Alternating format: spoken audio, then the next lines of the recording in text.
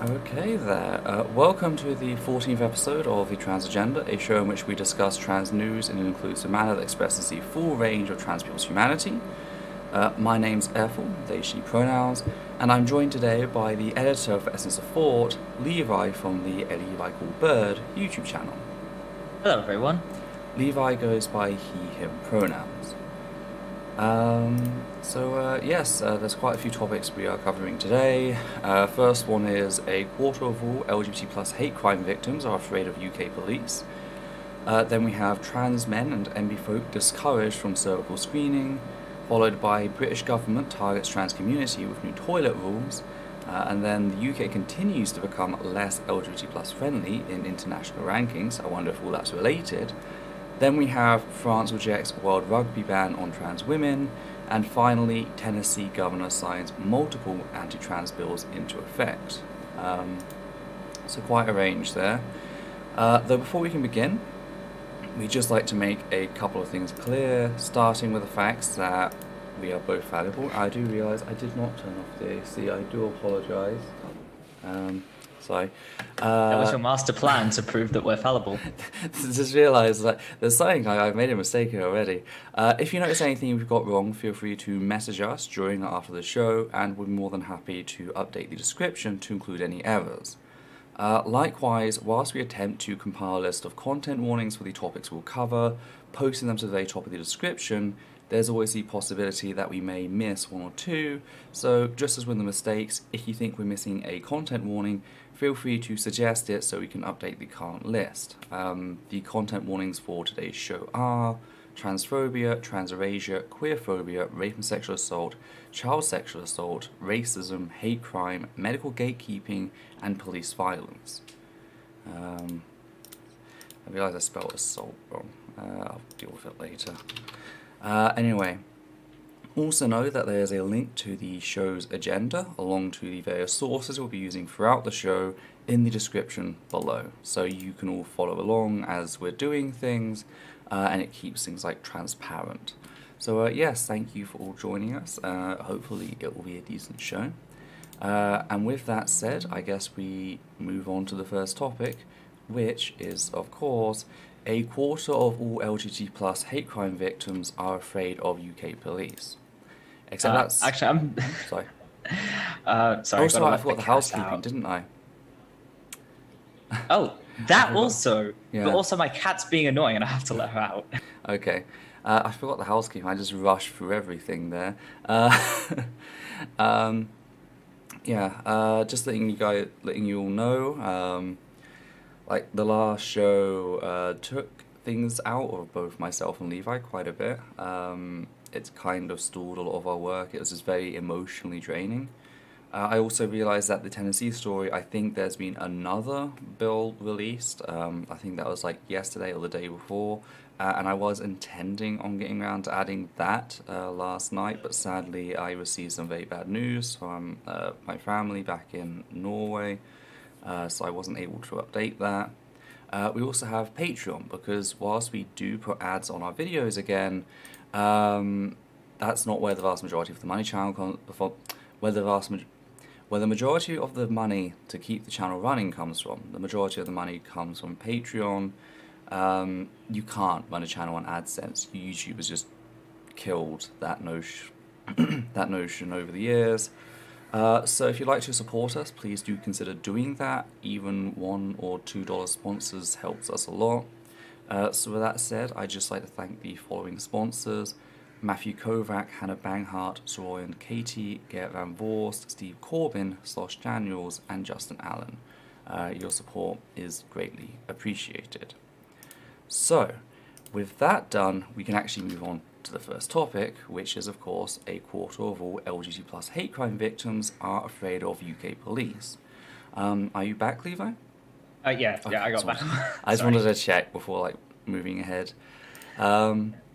So yes, this came along as Gallup released its 2021 hate crime report, and the findings have been rather illuminating in many different ways in showing a lot of issues with the current system. But first, let's discuss what a lot of the other people reporting on the Gallup report have kind of discussed, and most of the focus has been put on the needs of hate crime victims and how they're not being met.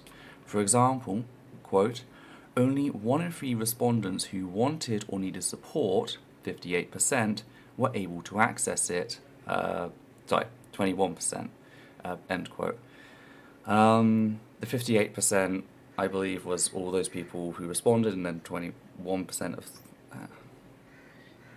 I'm trying to figure it out. So out of the people who responded, the ones who needed 58% needed support, and Right. only 21% could access it. Yeah, that took me a while to calculate. Sorry about that.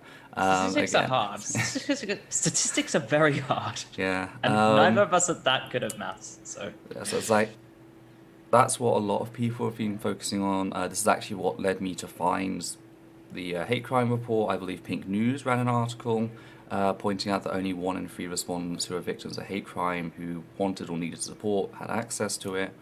And this is a big issue. It shows a glaring flaw in the current system. It shows how the idea of hate crime is over. We don't really need to, at least queer hate crime is over. We don't need to think about it. It's so rare, etc. Anyone who's a victim of hate crime receives the support they need, etc. That's just not true on any level. And again, going forward in this report, quote, 64% of respondents had experienced anti-LGBT plus violence or abuse, whilst 36% had not, end quote. So that is a significant portion of the LGBT plus community that has experienced anti-LGBT plus violence in the UK. This is not something small. This is a big issue. We received a $5 donation from the Graceful Gamer. Hi Levi, hi Ethel, I hope the stream goes well. Good luck with everything. Thank you. Thank you very much. Hopefully it goes well. Collecting my thoughts again. So again, it kind of points out to the facts that hate crimes are not a bygone thing, as sadly a lot of people are acting. I've been noticing the last several years, people have been acting more and more like anti-queer hate crimes are a thing of the past, they're so last century, etc. And that's just not what we're seeing. Okay, moving forward, quote, respondents who had experienced anti-LGBT plus violence and abuse were asked how often they experienced this.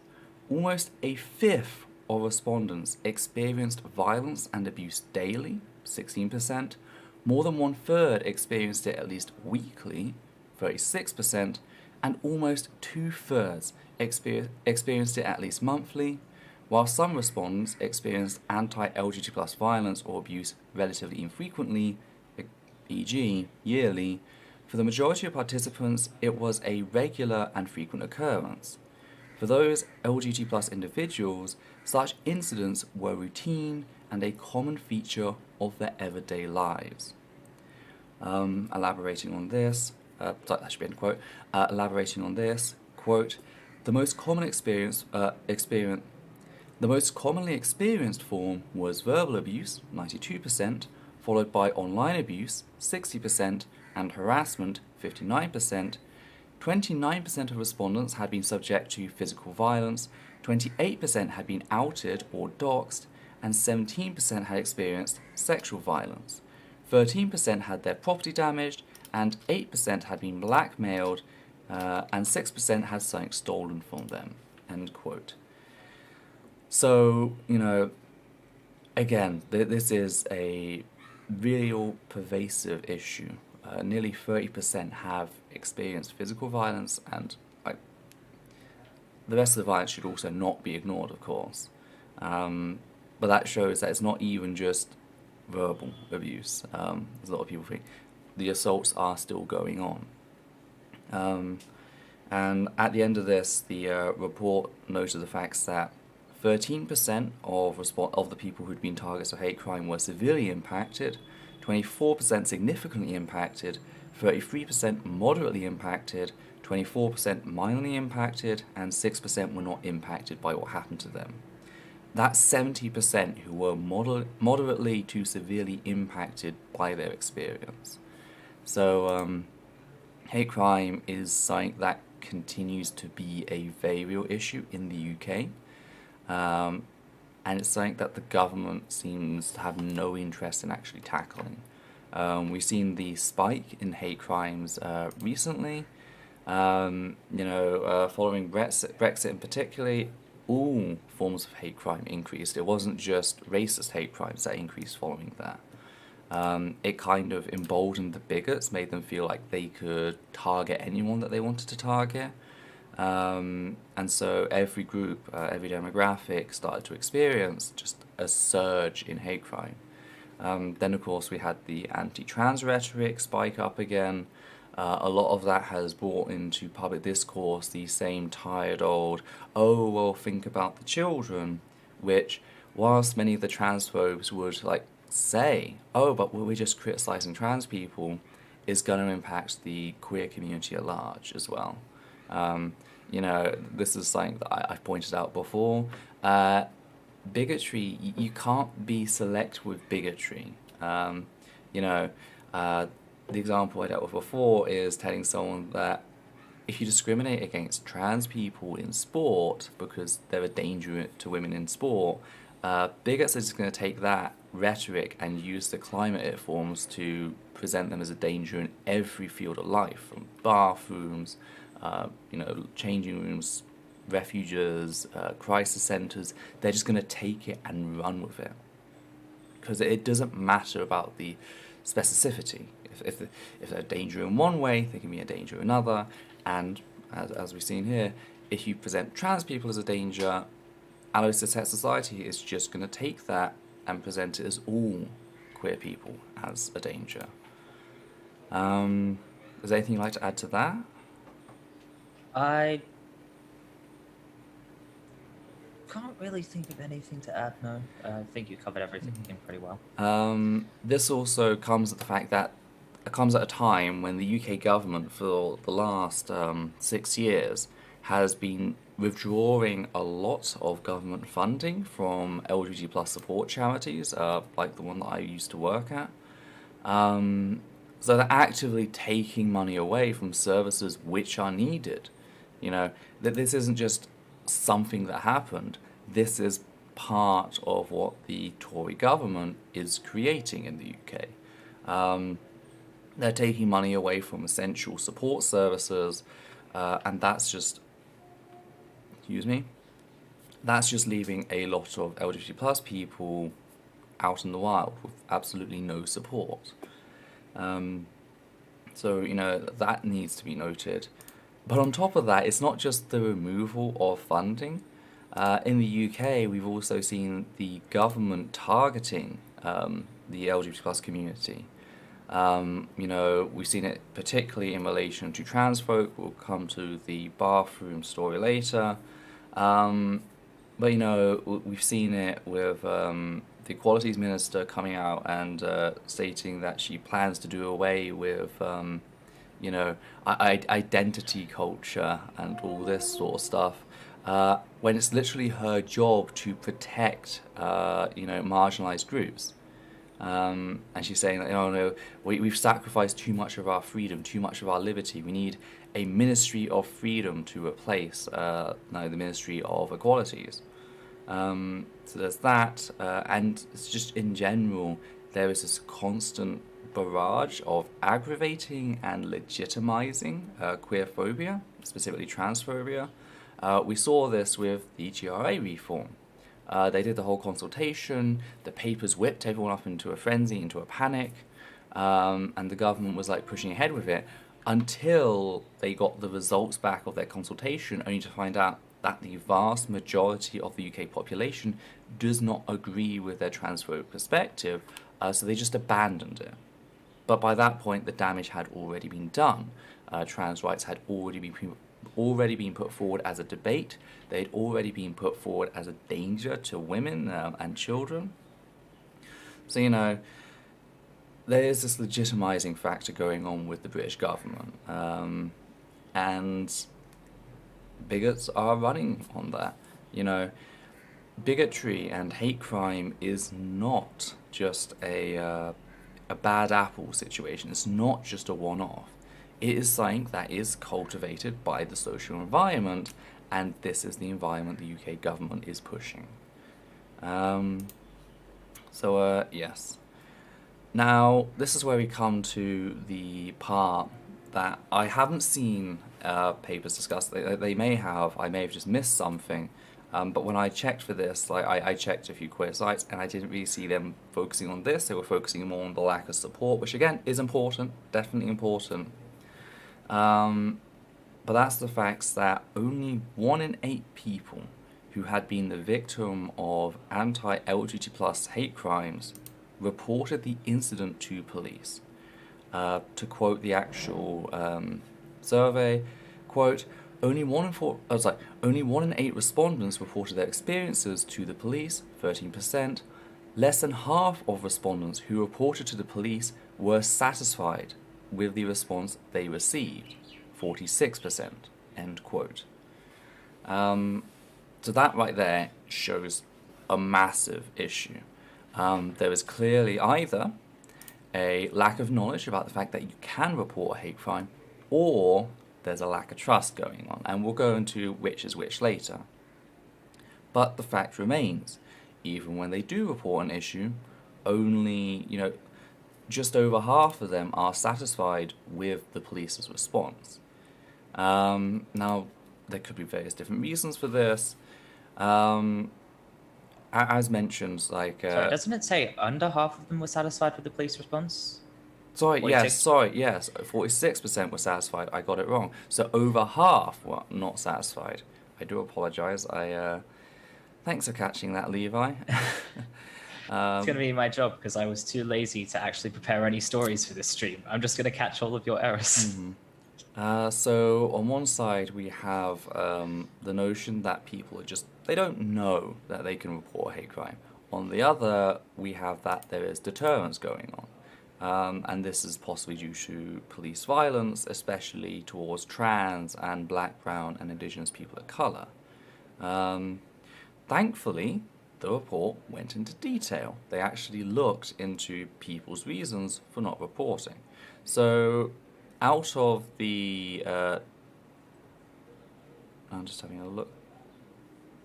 It's 87.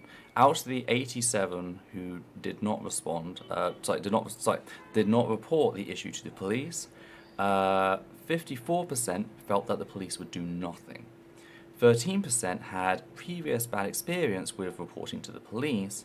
28% disliked or were afraid of police. And this is sort of where the eureka moment came from, because even like the Gallup poll doesn't really tell you the exact number. When you have a percentage of a percentage, we as people tend to have this propensity to just kind of switch off our brain. It's much harder to visualize a percentage of a percentage. So we actually decided, let's make it easy. What percent of all victims of LGBT plus hate crime could be noted as being either not liking or being afraid of the police? So we did the maths on that, and it means at least 24.36% of all LGBT plus hate crime victims are afraid of or dislike the police. Enough, and dislike is a very nebulous term, but this is dislike enough that they didn't report a literal crime against them, So I need to point that fact out, because again, I know some people might tag on to what dislike means. Dislike means hate something enough that you don't report it. And it should also be noted here that 24.36% is a low estimate. Now, why do I say that? Well, this is only the people who didn't report who said this. There's also the fact that people who did report hate crime may also dislike or be afraid of police. Now, some people might go, "Oh, how can that be the case? How can someone report something to the police, but dislike or be afraid of them?" And there's several responses to that. Maybe the violence against them was so atrocious that they're more fearful of a second episode, reoccurring violence against them, so they had to turn to police. There's also the possibility that they fear blowback or DARVO. As we've seen, DARVO is a very effective tool against the queer community. It's a very effective tool against many marginalized groups. For those who don't know what DARVO is, it's deny offense, attack the accuser, and reverse victim and offender. Specifically, DARVO, DARVO, deny, attack, reverse victim, offender. Sorry, yes. Yeah. So yes, that's what that refers to. I have an experience, and that's the thing. I always link back to it, but it gave a lot. When 2019 happened, we had to go to the police. Aditya was, one former practicing lawyer. I was worried about what could happen if British police got involved, contacted Indian police. Indian police find out I'm trans, transphobia in the Indian police force, or if there was a miscommunication, it could fuck with my visa. There are so many ways that could have transpired as violence against me. So the moment everything happened, we had to preemptively go down. We went to the nearest police station. We went several times. And each time, I came out of it, I know I'm very pale, but I was an unhealthy greenish white when I came out because it was such a horrific fucking experience. The probing questions, about stuff that's completely unrelated, but I have to answer because if I react with hostility, you don't need to know about this stuff, about my, being trans. That could result in potential issues for us. But we had to do it because the risk of not involving them was so great that, hey, we had no choice in this, okay? And honestly, it's such a harrowing experience. I don't think I've actually talked about, my experience at the stations on here or in any of my work, but it was not fun. People think it's a very easy thing. You just walk into the police, you have a nice little chat like you see on fucking TV shows. No, it's not.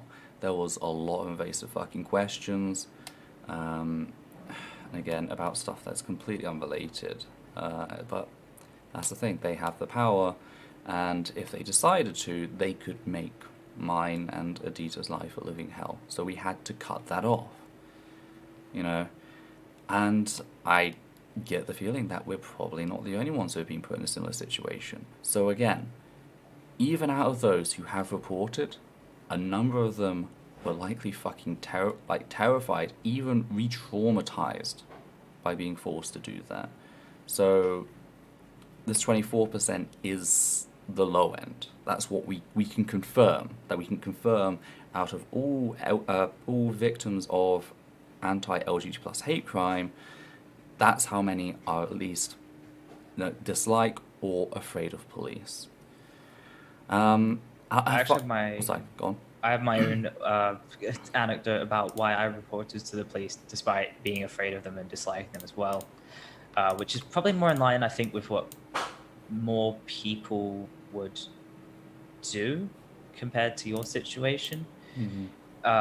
And basically, I kind of had the opposite experience. There was no probing questions. There was no interview. I walked in and I said, there's a very dangerous person in this area who's done this, and this very, very serious thing. Mm-hmm. You might want to do something about it.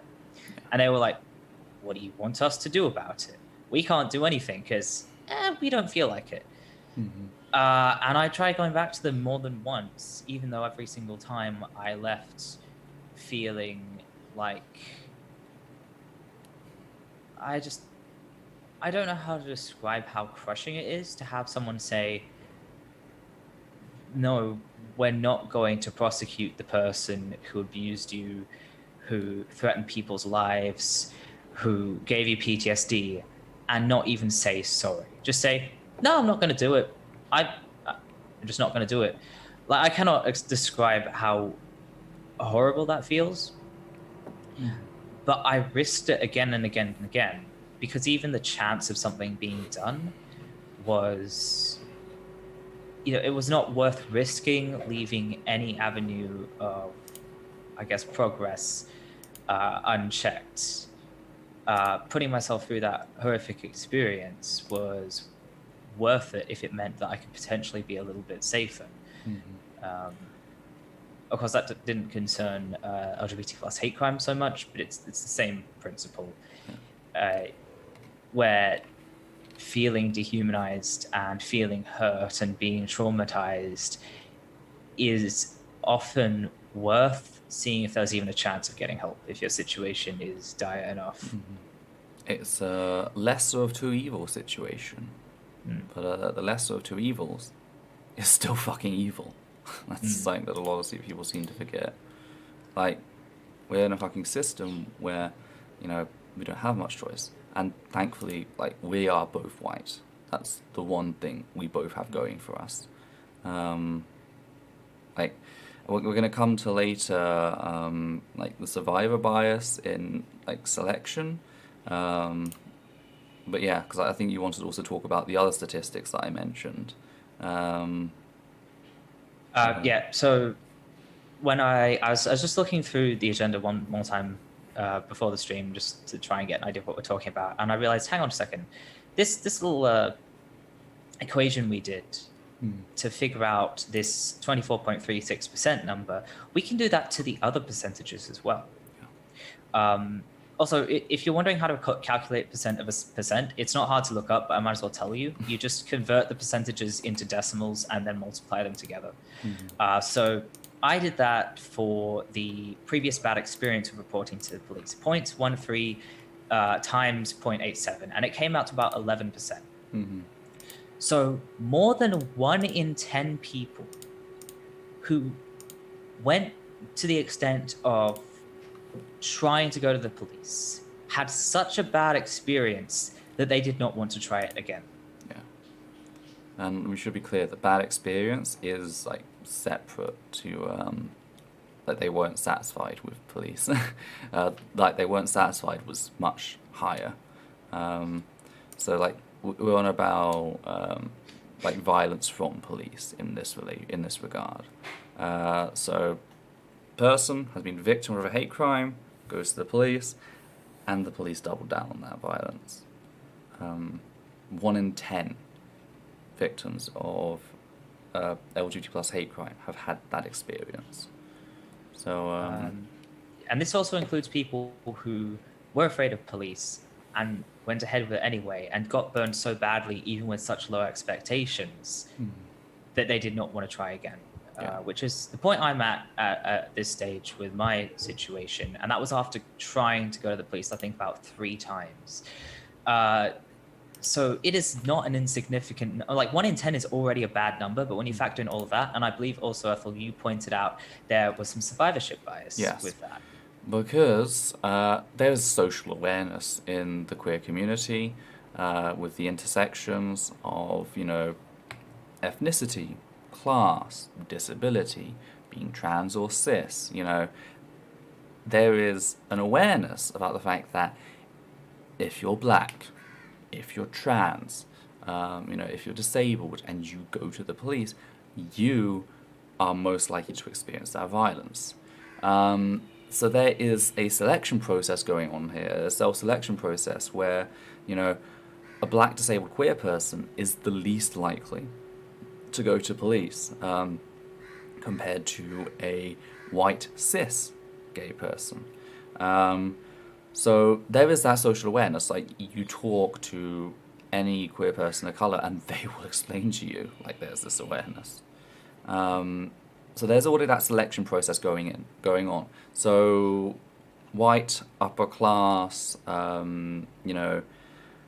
cis gay men are going to be overrepresented compared to black, trans, disabled, women, non-binary folk, etc. So there is already that going on. And even with, the police receiving I'm trying to think here, a perfect victim scenario where they're getting a disproportionate amount that fit their idea of a model assimilated queer person, in spite of that selection process going on, 1 in 10 still have that bad experience. So, again, this number would probably be higher if everyone felt they could go to police. So until the issue is actually fucking resolved, pushing for more queer people to go to police without tackling like the systemic issues going on, all you're gonna do is send more people to the meat grinder, and this really does speak to the need for systemic changes, the need for entirely new institutions. It was fucking disappointing last year to see how many queer people just, again, very often the same queer people who are disproportionately going to be overrepresented going to the fucking police, how many of them just refused to listen to black voices last year and the year before. It's like, honestly, we need the same fucking changes. We need, police to be swapped for something. And the people who are in policing, they can be no part of that. It's not about changing the name of police to some other institution and then, keeping the same old fucking people. You can't do that. That doesn't deal with canteen culture and everything like that. For those that don't know what canteen culture is, it's a specific term that refers to a social phenomenon in UK police, though it can be applied elsewhere. I've seen it's generally applicable. It's that in-group culture of police officers. Everyone who shares the same canteen, they watch each other's back, they cover for one another, not just in the field, but when covering for things like extorting money, racist crime, sexist crime, homophobic crime, etc. There's this insular sort of community. It grinds down any new recruits. They either assimilate into that canteen culture, or they will be ostracized, put on their own, put their lives at risk, to the point that they just leave, or in some cases in the US, might even get shot in the back. It's all part of that culture, and you can't just, you can't change names, you can't just educate that out of the system until the whole thing is torn out. That is going to maintain itself. It's a self-maintaining system. I'm just reading some comments here. Steph K, disappointed but unsurprised. Yeah, it's kind of, yeah. Then we have, I've never gone to the police, even when my throat was crushed, and I do not answer the door for police. That's fair. And then we have, I was thinking about this yesterday. If an LGBTQ plus person goes to the police to report a crime, either hate crime or sexual violence, they will not be taken seriously. Yeah, that was just wind. I don't know if you heard that bang. That was just wind throwing something around. Suddenly it's getting very windy. But yes, it's and as this report shows, it's not just you who thinks like this. This is a shared experience. This didn't just. Sorry. The police also don't take sexual violence seriously. Yeah. Either way, they love nothing more than just doing nothing when people report sexual violence. It's almost like they have a thing for it. It's weird. They lost interest in preventing sexual assault when women gained more autonomy. Literally, they used to really harshly police adultery, especially of women, back when women were seen as property and were unable to, have a bank account or own land or property, etc. And the same was for rape. They would actually police that harshly. But the moment that got removed, they lost interest. When they saw violence against women as a property crime, then it was something that they do, but now they don't. So yeah. That explains a lot. Yeah, not just because the police only seem to take property crime seriously, but also because Mm-hmm. I hate the society. Yeah. Is there anything else you wanted to talk about?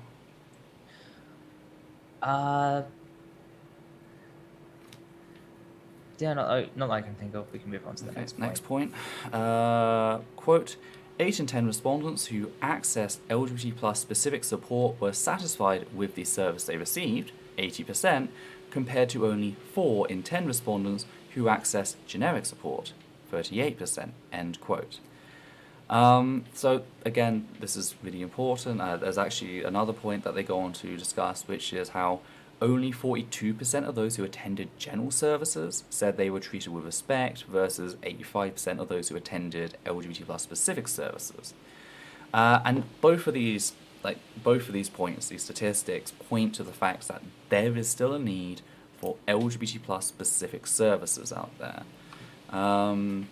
Again, we're at a point where, like, especially a lot of adolescent het people think the March for Equality ended with like the changes in marriage laws in the UK. I won't say marriage equality because there is no marriage equality.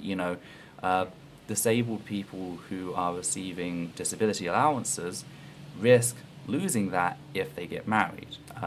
Trans people who are who are already married have to get permission from their partner in order to change their marriage certificate, the gender on the marriage certificate. And now you'd hope in regards to like the trans person that if they were doing that, they'd be with someone supportive, but it still gives a potentially abusive partner leverage, that control. It sends a really horrible message. Yeah. That even if you have a supportive partner, they shouldn't have that power anyway. Mm-hmm. Yeah. It gives partners the right to veto official documents. So again, it's not marriage equality. It is just, same gender couples were now allowed to marry. So it's not marriage equality. I want to make that clear because that's like I know a lot of people like talk about marriage equality was achieved, and people think that's the end of the thing. But like marriage equality wasn't even achieved, and yet so many people, primarily allo-cis people, but also a considerable portion of the assimilationist gay community, believe that's where everything ended. Equality was achieved, and this sort of points to the fact that no, like we can't even get support from a generic service and be treated like a human being half of the time. That's how fucking awful the situation is. And it's not a case of, oh, well, hypersensitivity, because, again, you compare it to LGBT plus specific services. Excuse me. And 85% felt that they were respected. So you can compare the two and show that there is an issue with the way mainstream society treats queer people. There is still that hostility present. It does point out we need these services, but they're being defunded by the government. They're being stripped back. And that is a big fucking issue, We are losing a lot of the support services we've had to build for, like, blood, sweat, and tears over the last, several decades. Because the government is just rolling back everything. There's a big push against the unhoused in Los Angeles, California, US, and all across the US, it seems, and that cuts against race issues big time. Also LGBT plus issues as well, because LGBT plus folk are disproportionately present in the homeless community, especially LGBT plus youth, because sadly we still live in a world where a teenager comes out as LGBT plus and they get kicked out of their house. And this tragedy has been with the queer community for decades. I was doing some research into Sylvia Rivera, and like people know that she was assaulted whilst like fighting for queer liberation, all that. What a lot of people don't know is she was she started wearing makeup around 10 years of age, I think it was. Her grandmother, who she lived with, absolutely hated that, so she had to leave home aged 11, at which point she was then forced into sexual slavery. until she was adopted by the drag community who took her out of that. So, again, homelessness and all of the risks that come with that, that is also something that disproportionately impacts the queer community.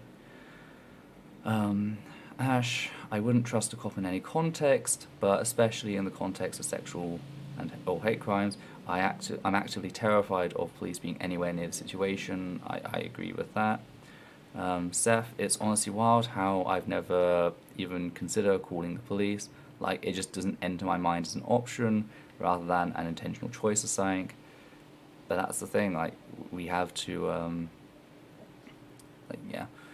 certain demographics have to consider that, and I know police violence against black people and also the Asian community is extremely high. So, like, that's a lot of that's one of those things that the privileged take for granted, that they can call the police and like the police are gonna help them. They're not not only are they not going to like dismiss everything, but they're not going to actively hurt them, harm them, but yeah. And Divine, this isn't on topic at all, but I think your hair looks great. Thank you. It feels absolutely dreadful right now, but I'm glad you are fooled. But yeah, so the whole situation here just reeks of everything. I was reading something else. Oh, right, yes. Another point that I've mentioned here is also the fact that there is a difference in need for queer people who are victims of a hate crime versus non-queer, or I say non-marginalised groups who aren't victim of a hate crime, this victim of a regular crime. And that's the fear of reoccurrence. And I know, like, anyone who's been victim of a crime may be, like, afraid of it happening again. But the thing about a hate crime is a public act against an entire community. It's not. That's why it's treated as more severe, because it does impact the community as a whole. And if you're a victim of the hate crime, if you're the victim of the mugging, besides the choices made by the culprit, very often things can be chalked up to like wrong place, wrong time. Okay, you were unlucky that you were the target, that they followed down the dark street and mugged you. If you are a victim of a hate crime, you were picked out of everyone because of who you are. And you don't stop being who you are following that crime. So the chances of a reoccurrence are much, much higher and much more in the front of your mind. So there is a greater need to address, the impacts of a hate crime using support services. But sadly, again, the government is just gutting them. South K, whenever there was a shooting or something in my area, I was more stressed about increased cop presence as a result rather than violence itself. That's the whole notion behind the rich get richer and the poor get prison. The over-policing of typically working class was the focus in sociology, but now it's moved on to more marginalised communities which intersect with the working class. But yeah, the rich get richer, the poor get prison. Humble Reaver, I was picked up by a trans cop once. I showed them my trans flag. They didn't recognise it. I explained and they replied, "Oh, I don't go on for that kind of stuff." Shit, yeah.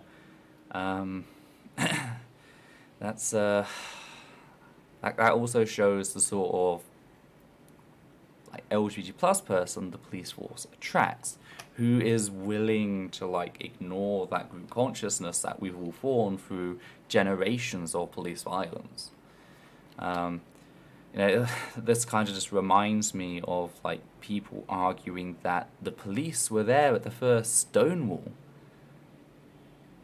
not stopping to think why they were there at the first Stonewall.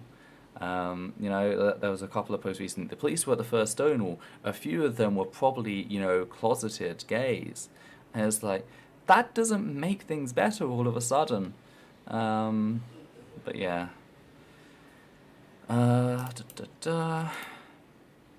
Okay, However, there is one similarity between both services I should note, and that's the fact that both services had 9% of respondents say their experiences weren't taken seriously.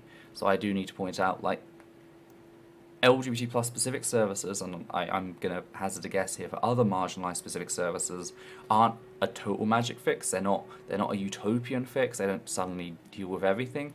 There are still issues that are shared between both services, but there's much less, there are fewer issues involved. That's why the satisfaction... I've got cotton mouth all of a sudden. That's why the satisfaction rate of the specific services was twice as high as that of the generic support services. Anything you'd like to add on that? Not really. Okay. As noted, the report concludes that, quote, for many respondents, LGBT plus hate crime was something they experienced on a regular basis.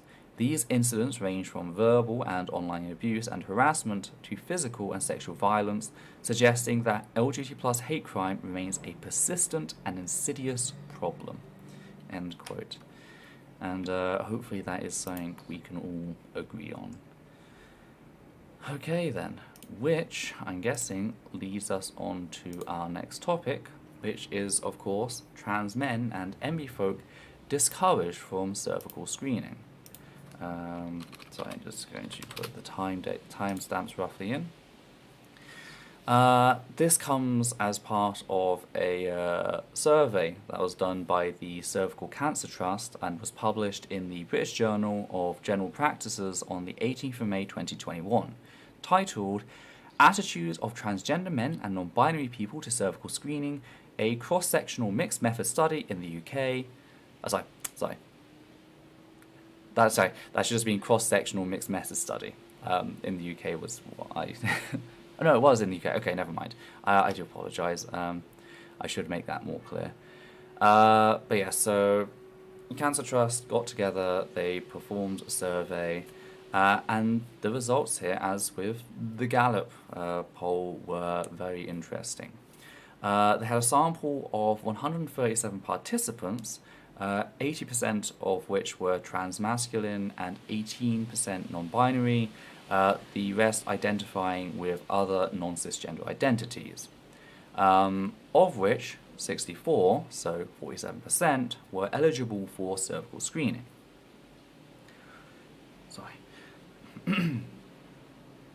Sorry, I'm a bit gassy at the moment. However, only 58% of those eligible have ever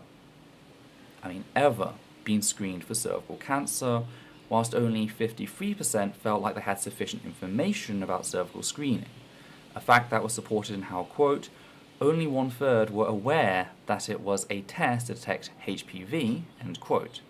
Meanwhile, 18% thought that it was, quote, a test for sexually transmitted diseases, end quote.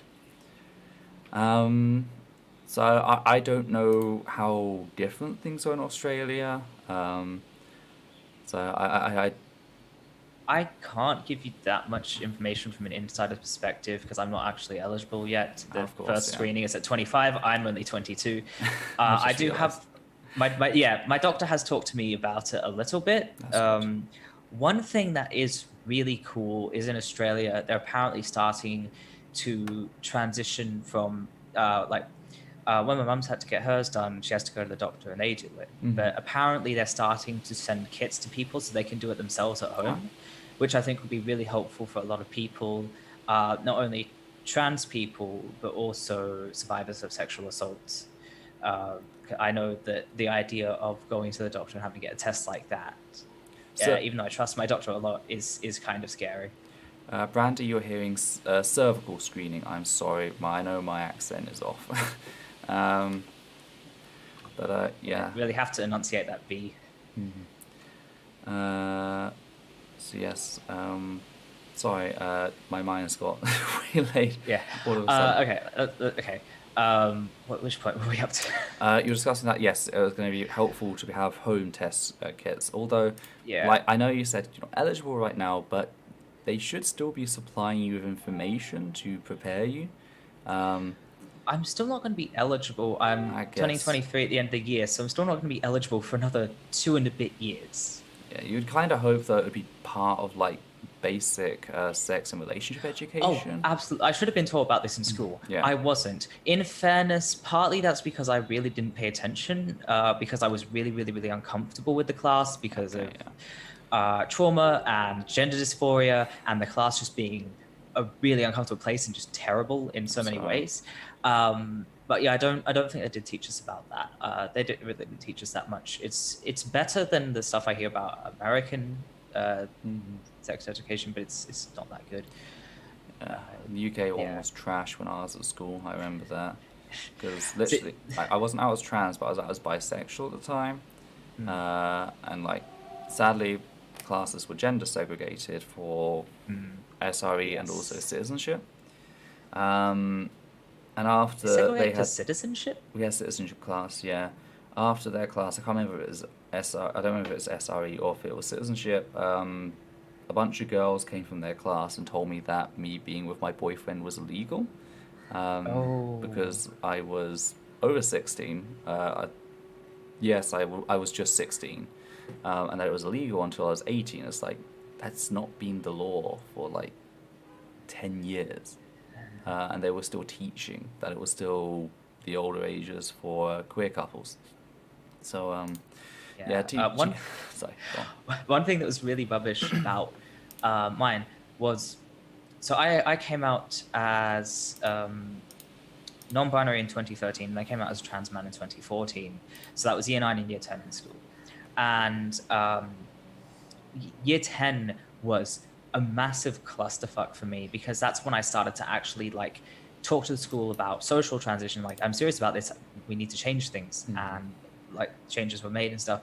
And so I had kids coming to me at least twice a week, usually twice on a Monday for some reason. At least twice a week, I'd have a kid coming to me asking me, what the hell is going on? Why are all these things happening with you? What?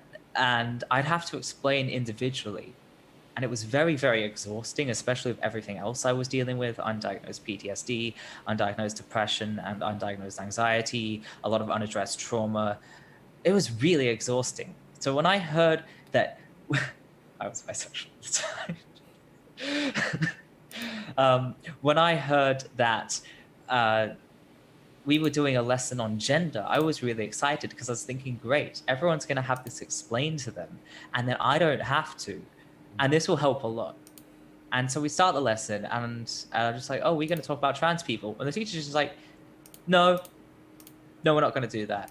And I'm sitting there thinking, great, now I can work myself to the bone explaining my existence for another 6 months. Sorry. So yeah, schools are terrible. Cancel schools. But yes, I'm just trying to remember which point we were up to on the agenda, because there's still one point that I've got here in this point. Out of the 52 that responded to the question, if you have not attended cervical screening because of your gender identity, what are your reasons? They gave the following responses. So 79% gave the response they don't associate with / like thinking about that part of the body. 56% said how others might react to your gender identity, or their gender identity. 54% responded with difficult questions. Another 54% responded to disclosure of gender identity. I should note that there can be overlap. They can have multiple reasons, if you're wondering why this doesn't add up here. This is complicated. Yeah. 4% noted triggering dysphoria. 4% noted risk of assault. 2% noted having to be an expert on my own health. Another 2% noted not wanting the examination by a cisgender healthcare professional. And 2% said being misgendered. Oh, sorry, and there's another 2% past bad attitudes to trans people.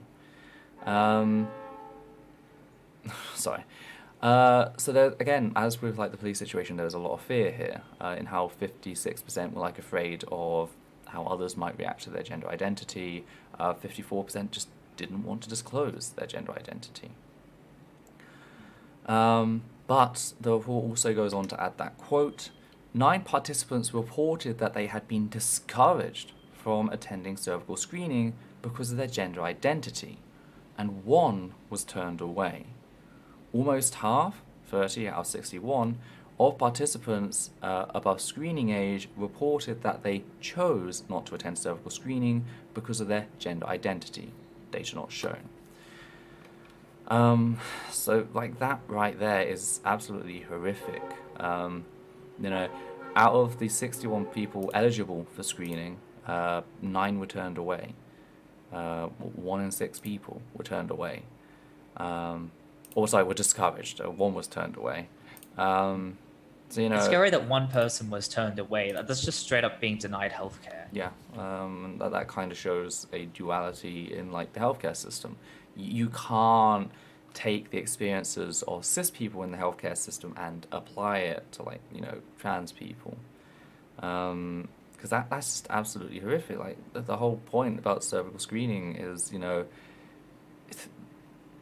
HPV, it can kill, you know. That's the whole reason everyone makes such a big deal out of it. So then to turn away someone who is trying to get a screening, you know, that just breaks every notion of what it is to be like a healthcare professional.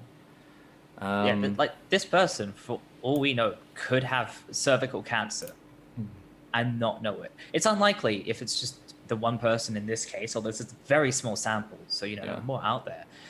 And like it lost my train of thought. I'm sorry. You don't play with other people's lives like that. Oh yeah, I remember what I was going to say now.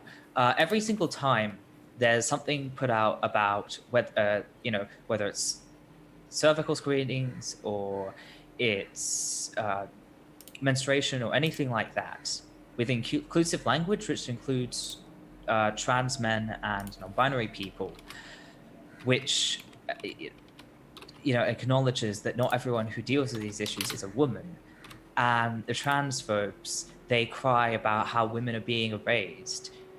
And it's like, even if that were true, feeling erased, feeling like you're not being acknowledged as much anymore is not as bad as potentially having cancer and not being screened for it, as potentially having a disease and not being able to know you have it, as being denied healthcare. And to add to what you said, just in case anyone says, oh, that's just your opinion, I've actually got 2 quotes here from 2 of the respondents. The first one is, quote, most of the negative points of the experience came from the very women-focused design and language in the leaflet informing me about it, end quote. This is them discussing how dysphoria is cited as an issue. The other one stated that, quote, documents I have seen are very feminine and women/she/her centered, which would make me uncomfortable if I received them. So, you know, this isn't just Levi saying, you know, inclusive language, like, helps bring these people in. Like, other trans people also making this. What I was getting at was more, if the healthcare professionals don't realize that trans people exist, then they turn them away. But that is also very important. I was going to talk about this at some point, is that, I'm talking about the healthcare professionals need to know so they don't turn people away, because I think that would be a huge problem. Okay, that is also another point I have a quote with. Almost all, 130 out of 133 participants, felt that training for healthcare professionals would be useful and should include general LGBTQ plus awareness training, language/terminology training, and reports from those with lived experience of gender diversity. Data not shown, end quote. So yes, the majority agree with you that like training and awareness is an important part of the battle. Okay, so like I'll just kind of like cover the 2 main things in my mind. But before I do this, full disclosure, I am very, very, very lucky to have a really good doctor who like understands these things. And also in general, when I go to doctors, they're not too weird about things. I just kind of explain that I'm trans, explain which surgeries and stuff I have and like what anatomy I have that's relevant, and they're just kind of on board. I feel kind of bad saying that because I know a lot of people are not as lucky as I am. I'm really sorry about that. But just so this is kind of me speculating a little bit, but I think I imagine that what I'm saying is probably correct because it's not exactly that out there. Is the 2 main problems, of course. everyone is thinking of cervical screenings as a women's issue, and so they're expecting every single person who comes along as a woman. And so when trans men, non-binary people, etc., try to get cervical screenings and are not presenting as women, then there's this whole thing of why are you here? And it's not just a weird thing of you shouldn't be here. This doesn't apply to you. There is that, but then also I think there's also like a certain hostility of like you're infiltrating a woman's space. There would be issue. There's of course there's the one person who had the doctors try and convert them and tell them that their existence was wrong. It's just a huge mess of all kinds of hostility because you're not a woman and you're in a women's space getting help for a women's issue. It's very toxic. But then also there's the dysphoria angle, and that I can speak on more from experience.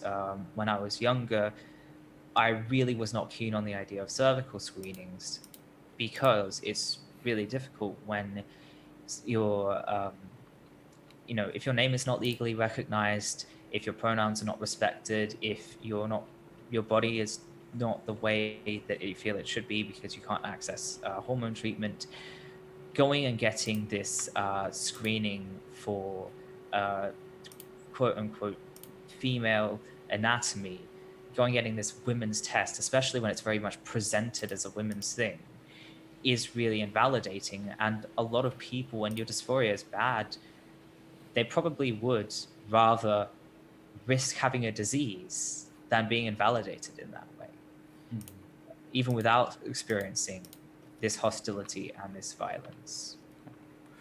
So I think those are the two main issues here. Speaking on the hostility, we have two other patients. One told them that, quote, I had met two health professionals who expressed strong moral objections to the existence of transgender people and refused to treat me and recommended religion as conversion treatment. I was scared I might encounter someone with a similar mindset who would use a screening as a chance to assault me, end quote. Then another one stated that, quote, it's been really difficult to get the nurse/GP to accept me as male, so I think going in and requesting a cervical smear would just take things 3 steps back and make things more difficult again, end quote. So like, there's even that sense that they're losing the process they've had to fight, like the progress they've had to fight for as well. It is really ridiculous logic, literally the whole point is, despite your anatomy, you're a different gender than people assume because of that. And apparently the fact you have that anatomy means that obviously you are actually a woman after all. And this is why it's so important for certain groups to include trans people. And this is the damage people like J.K. Rowling do when they post their turfy shit. It's not hypothetical. It's not a case of, oh, well, like, they're not really hurting anyone. They are. They're fighting to maintain this, and they're fighting to exclude, trans men and Enby folk from life-saving medical checkups. So do remind, when you see the TERFs on Twitter whining about how they're being erased because women are not the sole people who are acknowledged as having these issues, I'm not going to say remind them because they're trolls and it's just going to swarm your account, but like, do keep in mind, and if you do have if there are any people out there who maybe are acting in good faith, do remind them that this feeling of erasure and not being special anymore is being contrasted with not being able to be screened for potential cancer. I think that does help put things in perspective a little bit. I hope it does. Now this one is Pink News did some digging, and according to them, the NHS claims anyone with a cervix between the ages of 25 and 49 should be invited to a cervical screening every 3 years, and all those between the ages 50 and 64 are invited for a cervical screening every 5 years. However, the screening program in the UK only invites people registered as women or female to take part, meaning trans men and non-binary folk rarely receive the same notices as cis women. And this is like the whole fucking clusterfuck with the system. A lot of people like pretends like the system, like the digital system, which has everyone on the database there, like we shouldn't really consider that. That's just like irrelevant, etc. It's just not. It's excluding, certain trans people. They fight so long and hard to get recognized as their gender, to battle dysphoria, to legally transition. And many of them might not even realize that in doing that, because of how fucked up the system is, that they might be removing themselves from things which could potentially be life-saving. And that is not the fault of the trans person for being trans. That is the fault of a system that fucking refuses to change and take things seriously, So also, as most of these things do, that would also really screw over intersex people. Yes. Just no matter what. Yeah. You're screwed. It's really horrible. I remember there was some discourse about the way this system is programmed, and people were seriously arguing that this isn't a sign of problems with bigotry. And it's just like, oh, the computer doesn't know what it's doing. And it's like, yeah, but the computer's programmed by people. Yeah. And those people need to learn and change the system. Mm-hmm. It really is messed up.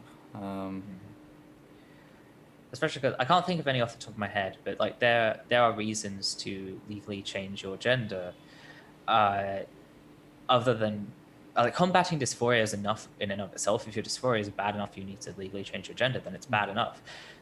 There are also logistical reasons why you might need to do that. So it's like, do you want to be able to do this at the expense of your healthcare? Mm-hmm. Only recently have trans people been declared like all like non-binary and transitioning trans folk, have they been like legally ruled to be protected under the Equalities Act and stuff like that. So like before, people may have transitioned thinking they had to transition in this way, like legally, I'm saying. Otherwise they didn't get legal protections. So that there is that concern. So yeah. Also, come to think of it, one reason as well is just like so you don't get yelled at. When I was socially transitioning initially, I had a few situations, and like I was still a kid as well. I had situations where people yelled at me because they thought they got the wrong person. Sorry. It was like it wasn't too bad. It's not like it was a screaming match or anything, but like getting really snippy with me, and it's just because they were expecting someone else, and I can't control what your records say. Luckily, that does not happen anymore. But yeah, that's the reason why you might need to. So it's like, do you want people randomly yelling at you or telling you that you're the wrong person, and just refusing to serve you?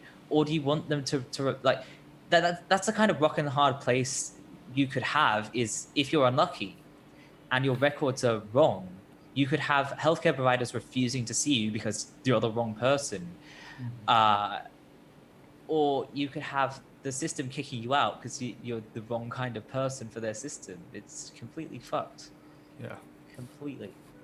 And that's why it takes awareness, and that's why it takes inclusivity, and that's why it's important to fight the fucking transphobes on this. Seth K says, I got to admit, I am 27 and have never visited a gyno. Like with never calling the cops, it's really just a subconscious thing, never really thinking about it. Same. The idea of going to a gynecologist terrifies me on so many levels. Luckily, I've never been told that I have to. I seem to be able to do everything through my GP, but like, gynecologists are terrifying. Even with how lucky I've been and how everyone here seems to be fairly chill about trans people, gynecologists are just terrifying. Also, I feel like a huge problem with trans people, especially those of us who have like medically transitioned, present masculinely, is if you do go to a gynecologist, it's one of those spaces where it's like only women. I worry like, are you going to scare people? That's Yeah. something that really worries me. Is scaring women who don't realize that I'm trans and just think I'm a man randomly in those spaces. It's like the whole bathroom dilemma that a lot of like trans women face. Do Yeah. I risk going into the women's bathroom and being screamed at and called a predator, or do I risk going into the men's bathroom and potentially being assaulted? Like, you know. Except this time, it's do I risk going to the specialist clinic and potentially getting like screamed at, etc. Maybe even reported, because we've all seen how like certain people report like just black people for just partying in the streets, etc., or even in their own backyard, you know. And I didn't even think of that. We've also seen. Okay, sorry. I was mostly scared of the idea of like scaring random people who are just going about their day, but that's true as well, is like being reported, especially being neurodivergent. Mm-hmm. Oh god. Yeah. Being autistic, and I feel like I tend to pass as neurotypical fairly well, but I might have some weird mannerisms I'm not aware of or something. Mm-hmm. Yeah. Oh god, that's... Anyway, sorry, what were you saying? But it's like the same dilemma. Do I risk going there, potentially scaring people there, which, you know, upsets them, but also, you know, potentially being hurt in the process? Or do I risk, like, potentially having cancer and not knowing about it? So, yeah. Are there any final thoughts you'd like to have on the story? I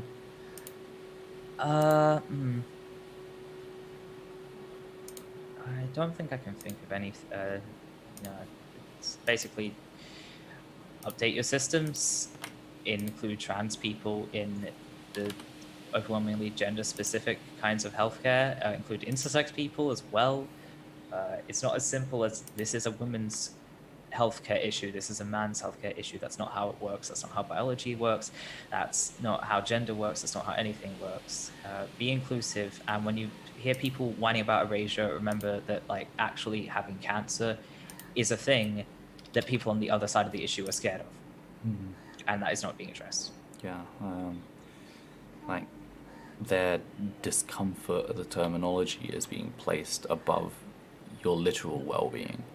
Not to mention also that like they're complaining about being erased while insisting we be erased. Yeah. If being erased is that bad, why would you force it on other people? It's the same thing that happened with bisexuality, when like that started to be adopted into like the lesbian and gay marches. And it's like it became the lesbian, gay and bisexual march. So lesbian was still there, but again this fringe group of lesbians who are many of the same lesbians that we're currently dealing with, the same fringe group started arguing that it was erasing them.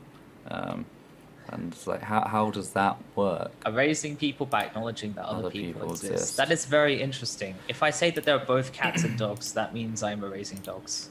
It's the same sort of rhetoric of like the, you know, the whole dude bros. If you have a black person in a movie, that's the great replacement.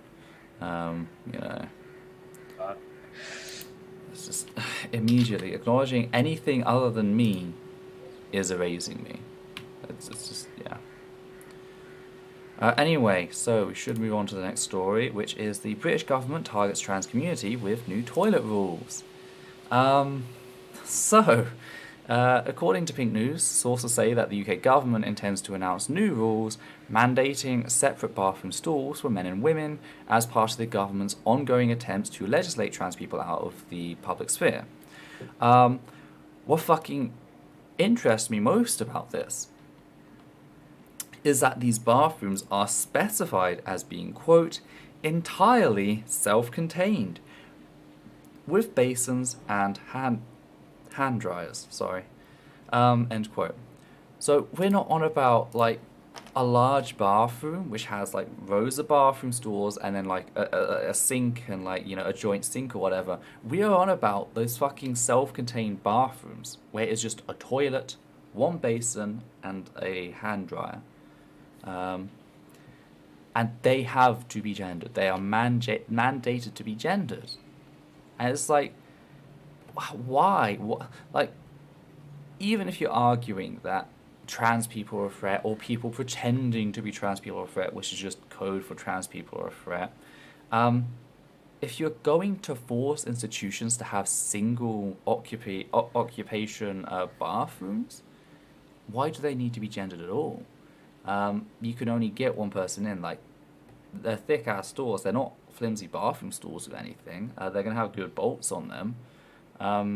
So it's just absolutely, it's just absurd. It reminds me there are restaurants near where my mother lives. There's I think it's a Harvester there, and like they have like individual like toilets. Like they're all individual. They are all separate, but they're still gendered. It's like, why? That makes no fucking sense. Out of all bathrooms, I know it doesn't make sense. Like, unisex bathrooms are not a danger. All the research says they're not a danger. They don't increase violence. They don't do any of that. But like, what? It's just it shows what is actually clearly intended here. It's not about safety. It's about excluding trans people from public spaces. Now, we actually touched on this before, and we noted at the end of last year that this was going ahead because this is the result of a government review titled Technical Review on Increasing Accessibility and Provision of Toilets for Men and Women, which was announced in November of 2020. So we mentioned it back then. I noted how it was like part of the greater trans hysteria that's being created. They claimed it wasn't about punishing trans people, but that was quite clearly bullshit. They were just saying that, unisex bathrooms are making cis women feel uncomfortable, even though the actual public statistics on that show the exact opposite. So, it's really been quite alarming. We knew this was coming, and now it seems that they finally reached a point where they are going to go ahead and they are going to instill these new policies. Those behind the review have been making claims about the need for separate gender toilets as a means of safeguarding women. As with similar claims made in the US as far back as 2015, as part of an attempt to fight trans rights, we had the Houston Bill, HB, I've forgotten what number it was, House Bill, and that really kicked off the whole bathroom craze. It was an attempt to attack trans people, and there's no evidence that gender-neutral bathrooms have any negative impact on anyone. Again, certainly not the self-contained gender-neutral bathrooms. Though the trans community will certainly suffer under these new regulations, this will make it easier for bigots to target and police binary trans people, because whilst their access is protected under the 2010 Equalities Act, lack of staff training and public awareness will lead to public violence. We saw the LGBT community does not trust the police, okay? And they have reasons for that.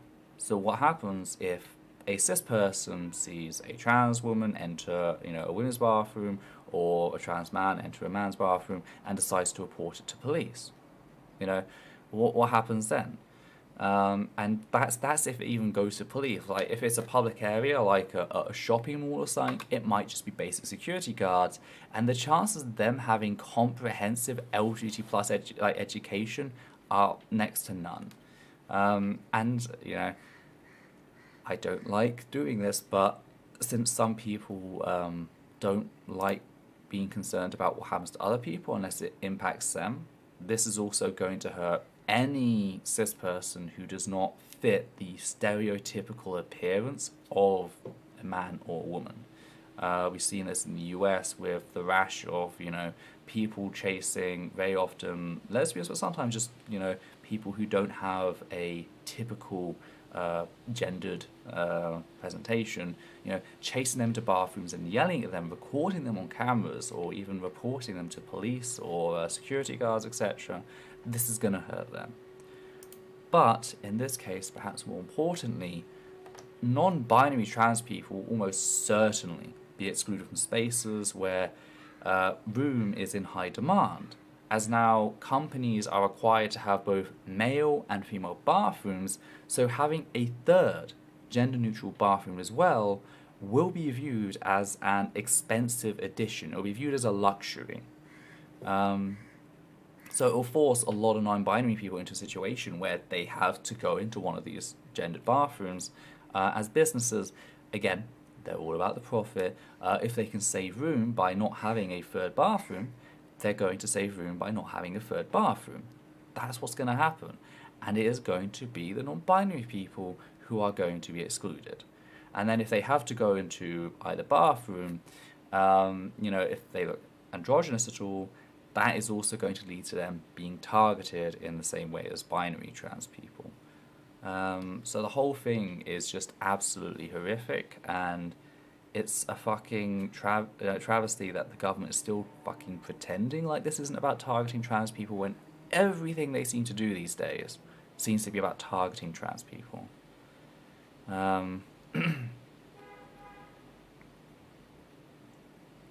So I don't know if you have anything to add. Sorry, I realised. I do, yeah. Oh, sorry. Yeah. Yeah, I have a couple of things. Okay, so going back to cis people, and my friend is calling me out for responding. You messaged me. You messaged me on Discord and I respond, and then you yell at me because I'm streaming. Why are you like this? Sorry. I keep forgetting to put my Discord on Do Not Disturb, but then also sometimes people message me about the stream on Discord during the stream, so I can't do that anyway. But anyway, yes. Back to cis people. I don't want to make it seem like I'm saying that we shouldn't care about trans people or anything, because obviously we should. But there's the issue of cis people who are gender non-conforming being harassed because they're mistaken for being trans. But then there are also cis people who maybe aren't gender non-conforming at all and dress exactly the way a good man or woman should, but just happen to look androgynous. Some people just look like really, really, really androgynous no matter what they do. And unlike the people who are just gender non-conforming, where you would be wrong, but you could argue, oh, they can just dress differently, they shouldn't have to. I feel like that's an argument you can make. With the people who naturally just look androgynous, there's nothing they can do. They're just completely fucked. And they just have to deal with constant harassment because of how they physically look, and they're just stuck with it. And if you feel sympathy for those people, then congratulations. You know how trans people are feeling and what we have to deal with. So yeah, that's why you should care about how this impacts cis people, but also how it impacts trans people, because it's literally the exact same thing. It's just you're like this, and now you're screwed forever for no reason. Yeah, I mean, like we bring it up because yeah, the fact that it hurts trans people should be enough. But sadly, we don't live in that idyllic world. It's just like, we pointed out that in 2019 that if about the whole sports thing, that if trans people were barred from sports, intersex, people of colour, like the gender non-conforming, all of them are going to be hurt by this. And what happens? Oh, we have now bills being passed which allow, members of the other team to challenge the gender or someone they're opposing, which will result in that student being sexually assaulted, There's no way this ends good for anyone except for the bigots. So, the other thing I want to talk about, because I have to have a word rant in here somewhere, is so it has been a while since I read over this provision, but I do remember that there was a lot of talk about how this is for the well-being of women, that women need extra consideration for toilets because they're at a disadvantage or vulnerable in whatever respect compared to men, because of things like menstruation. I think pregnancy was one. Not being able to use urinals means it just takes longer, and women's bathrooms at full capacity don't work as quickly, aren't as efficient as men's. And this links back to the whole thing we're talking about with the last story of how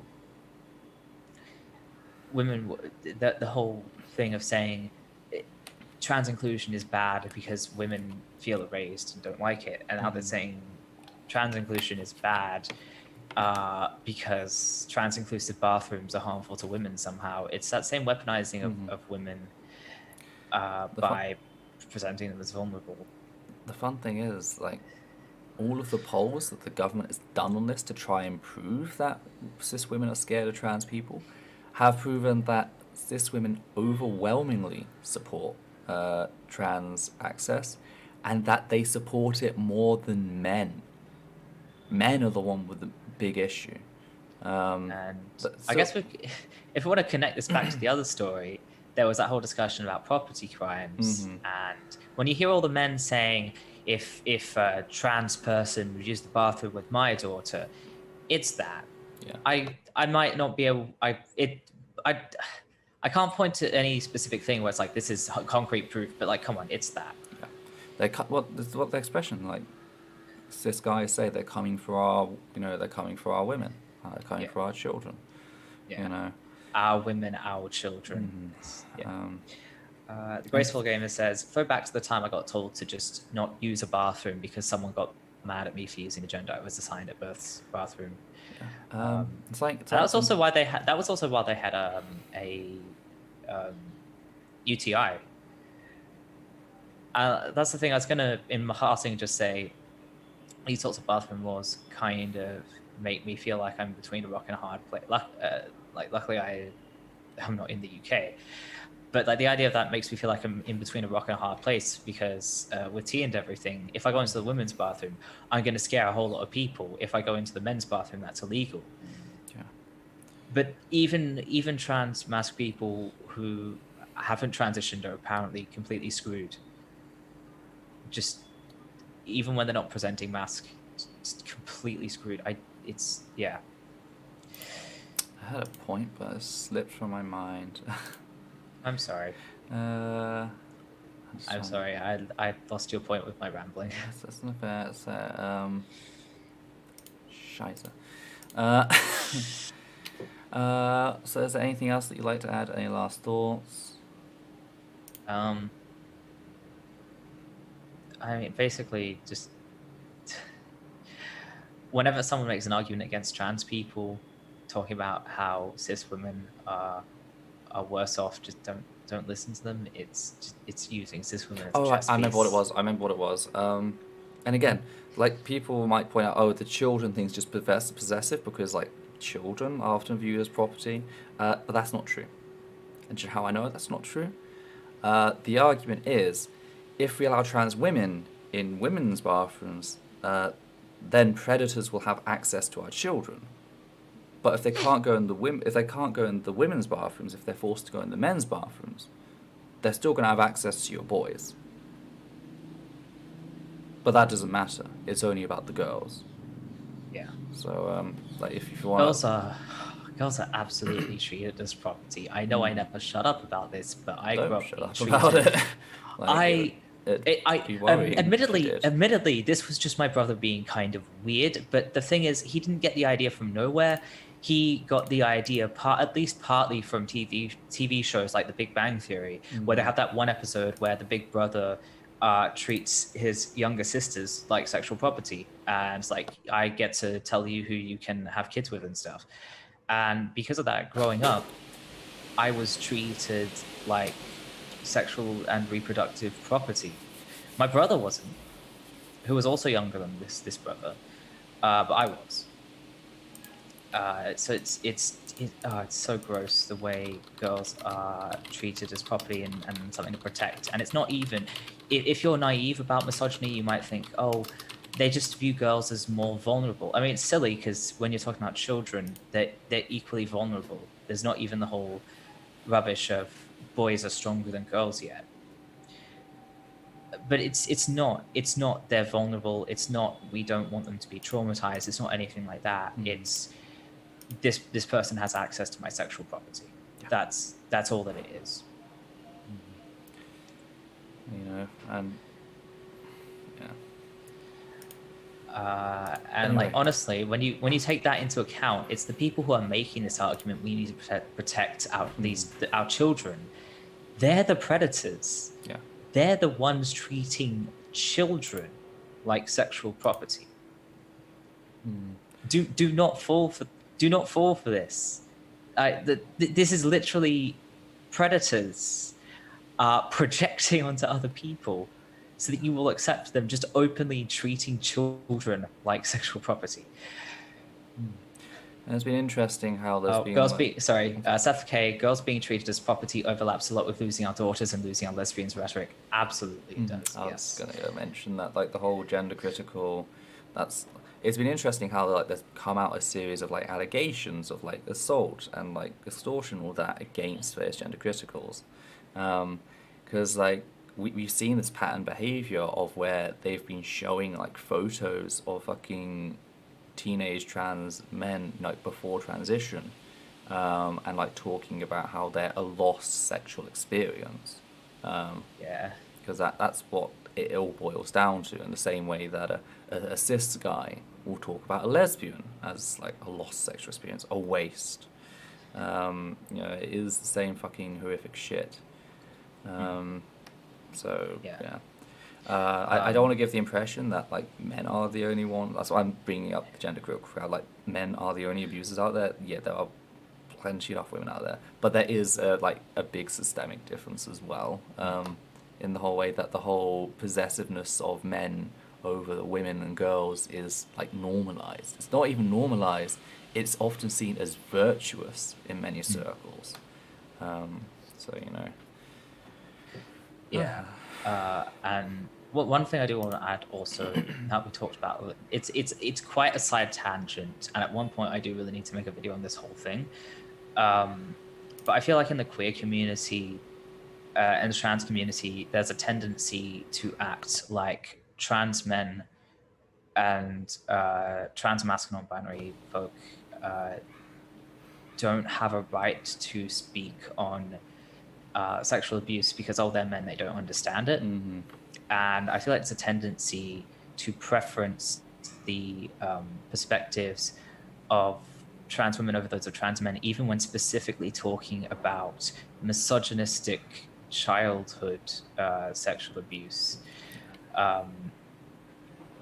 And this is an illustration of why it's very important not to ignore trans men's experiences and opinions on this. It is counterintuitive when you're used to not listening to men because they have nothing but a value to say and are just trying to control the conversation. It's very important to realize that a lot of trans men do have a lot of experience with all kinds of very insidious sexual violence as a result of being perceived as female growing up. And also that trans men, as with the situation of gender criticals, also experience a lot of sexual violence from them. The whole lost lesbians thing.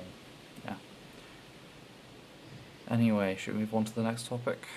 You had your say. Yep. Okay. So the next topic is the UK continues to become less LGBT plus friendly in international rankings, and it's almost like I put this one last for a reason. So the International Lesbian, Gay, Bisexual, Trans and Intersex Association is an organisation that, among other things, assesses European nations based on how LGBT plus friendly they are. This year they assessed a total of 49 European nations over 71 separate criteria across 6 general categories to calculate a score of just how LGBT plus friendly they are. Until 2015, the UK was at the very top of the list. Yet in the years since, it has plummeted. In 2020, it was ranked 9th place, and this year it was ranked 10th. The ILGA cited a number of issues, including a rise in hate crime, a failure to address reparative torture, and increased anti-trans rhetoric, among other reasons for the drop in position. A specific here is, quote, anti-trans rhetoric continued to cause serious damage in the UK again this year. A prime example is repeated transphobic attacks by author J.K. Rowling on Twitter and in her writing. Her statements have been harshly criticised by trans people, activists and writers. A growing number of celebrities, including from Harry Potter films, have spoken out in support of trans communities. Some trans people expressed their wish to leave the UK because of the growing hate. In March, hundreds of staff and clients of The Guardian issued a joint statement calling for an end to transphobic articles being published in the newspaper, end quote. They also reference the Tavistock ruling, which we previously covered, stating that, quote, "On the 1st of December, England and Wales High Court ruled that young people under 16 are unlikely to be capable of consenting to hormone blockers. The NHS now requires a court decision in each individual case that would establish that it's in the young person's best interest to access treatment. Minors over 16 might need to have a similar court order to start hormones if their doctor is unsure about their ability to consent. Civil society is extremely concerned about the judgment. The Tavistock Gender Identity Service is appealing the ruling, which has suspended implementation for now." End quote. So there's a lot of stuff that we've sort of covered in the shows and in the videos that we've done. And add that to the police violence, lack of support for like cervical screening, and it's just like the reason is becoming pretty clear. And what's interesting is 2015, dropping from 2015, coincides perfectly with the spike in transphobic hate in the UK as the turf wars got started again. So, you know, this isn't an accident, this isn't a phenomenon without reason. It's not a case that the other countries are massively improving things. The UK is just becoming a hellhole, as noted by the analysis. There are people in the UK, trans people in the UK, who are genuinely seeking asylum in other countries. There was someone in New Zealand who received asylum. You know, they were a trans person fleeing the UK, and they received asylum there. So, yeah, it's no surprise that it's plummeting down. And again, this shows that the whole fight for queer equality is not over. Is there anything you'd like to add, Levi? Can't think of anything. Sorry. Do apologise about the cough. Yeah, so it's quite a quick story. I think everything else we've done up to now kind of like feeds into it. So I don't think there's much of a point really labouring the entire thing. Yeah, so just like, if you're someone in the UK who feels like things have been going on, it's like you feel like you're the one imagining it, you're not imagining it. Brandy Prime, the RR thing happened just a few months before J.K. Rowling went mask off, and just a little before a TERF showed her colours in a UU congregation I was part of. Sorry about that. But like, I literally, I had a hate crime module which I was doing in 2016, and I literally like did a presentation on imported hate, I called it, because a lot of the rhetoric was being imported directly from what I saw in Houston. You know, it was potential bathroom changes, you know, and they were being protested, and the rhetoric was exactly the same. You know, and I've been covering this wave ever since it really kicked off, since it got that first spark. But yeah, the whole thing has just been an absolute clusterfuck. Anyway, so I guess we can move on to the next story, which is France rejects World Rugby ban on trans women. So, yes, just going to scroll down. Some trans women will be allowed to play rugby in France as the French Rugby Federation rejects the World Rugby ban, which was a blanket ban, by the way, that would bar all trans women from competing at an elite level. Whilst announcing their rejection, the FFR acknowledged the World Rugby ban, yet cited the fact that it was only advisory, meaning that individual nations could opt to ignore it in favour of the human and civil rights of trans people. One thing to note is, according to Pink News, the steering committee was unanimous in their vote to reject the World Rugby ban and to instead go along their own course of action. However, there are caveats to this. This is not a perfect situation where trans women will be allowed to play as themselves. Trans women, all of them, will be required to have undergone gender confirmation surgeries and have been on HRT for at least 12 months. Now, this is an issue that I've been talking about for a while, and the problem with laws like these is that it quite literally fucks with a person's right to sexual and reproductive health. Trans people have the right to be a parent, and if you've gone through a confirmation surgery, because in this regard is removing the testes are required legally, that becomes harder. Yes, you can always save sperm, etc., but that's a costly procedure. Not everyone's going to be able to afford that. So, you know, there's that, and also the hormones. Yes, some trans people on hormones, if they haven't had removed their testes, they can come off hormones and they can actually then their sperm can become fertile again. That's not the case for everyone. So even if there wasn't the surgery involved, it'll still be a game of potentially sterilizing someone. I don't think people have quite thought about like this issue. Again, I pointed it out in 2019 because it was an issue that was at the forefront of everything, and it should be a massive fucking outcry because like this is forced sterilization. This is telling someone if you want to pursue this career line, you have to sterilize yourself, and it's something that only targets, in this case, trans people, but also very often intersex people as well.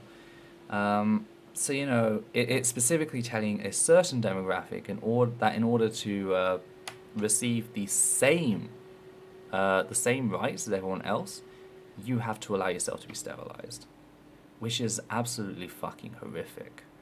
You know, I haven't really thought about it before, but now that I'm thinking about it, it is really messed up. Like right now, I'm trying to work towards being able to pass this accreditation exam so that I can become an actual qualified editor. And imagine if I go and take the exam, right? I finish the exam and they're like, okay, so you passed, but before you can get your accreditation, we just need to remove your ovaries. Mm-hmm. You just, you know, we just need to do that, otherwise you can't be an editor. That would be so fucked up. Like if that happens, the outcry, like that would be all over the news. Like you'd hope there'd be sanctions or something. People would definitely be side-eyeing Australia, like, what the fuck are you doing? But when it's in sport, it's okay for some reason. It's also specifically who it's against. The fact that it's against intersex people, or it's against,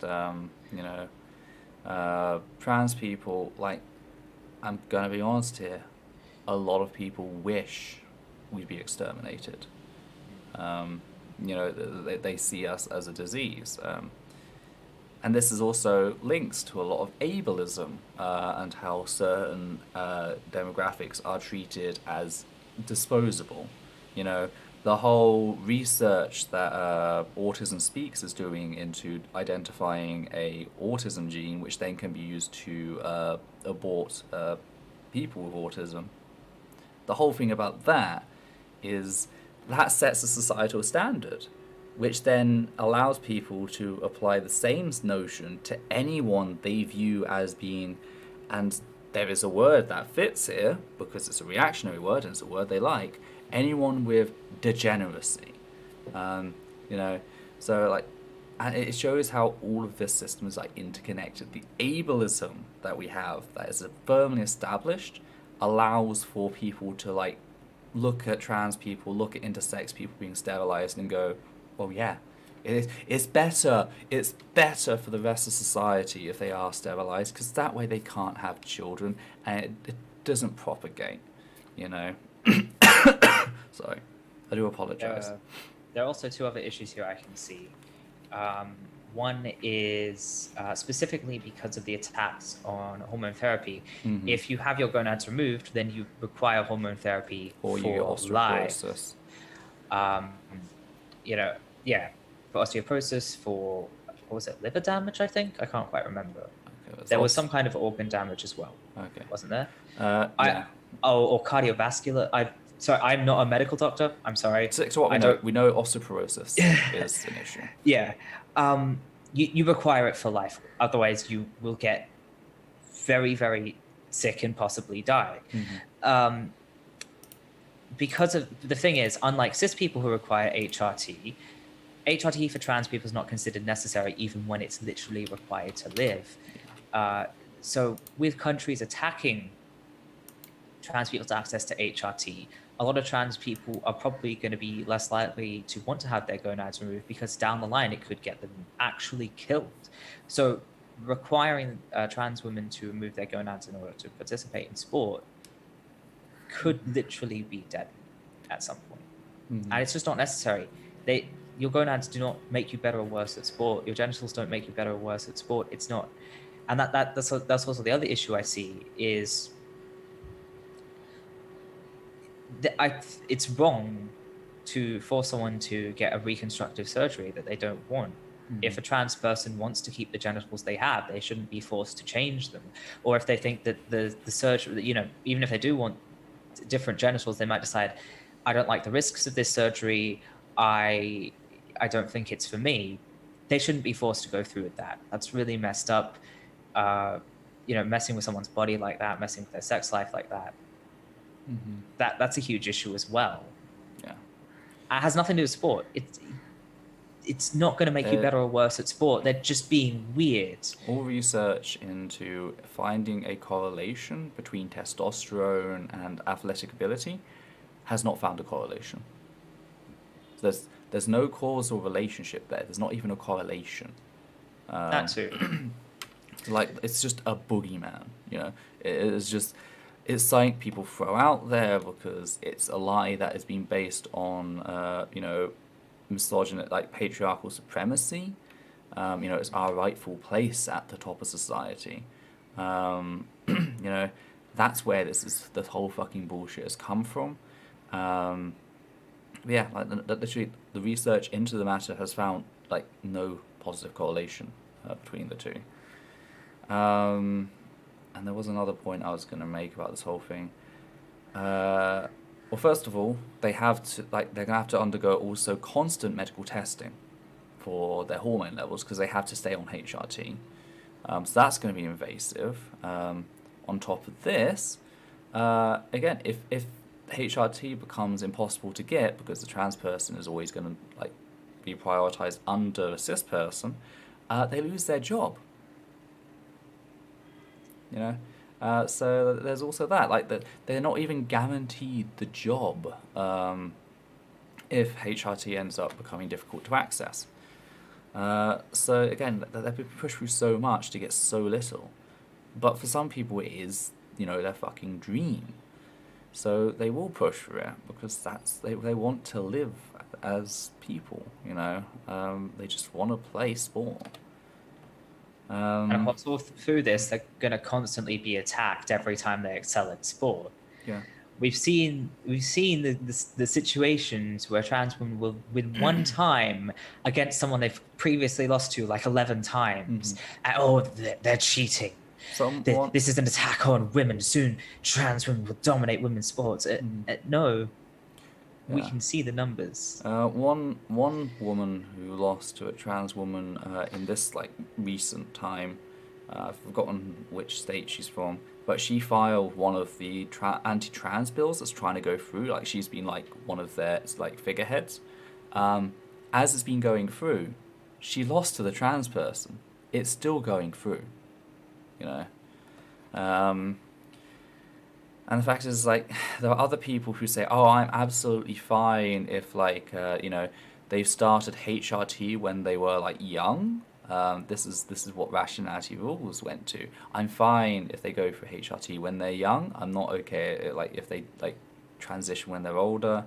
But then their friends at the same time will be attacking Gillick competence and attacking puberty blockers and HRT for teenagers and young adults.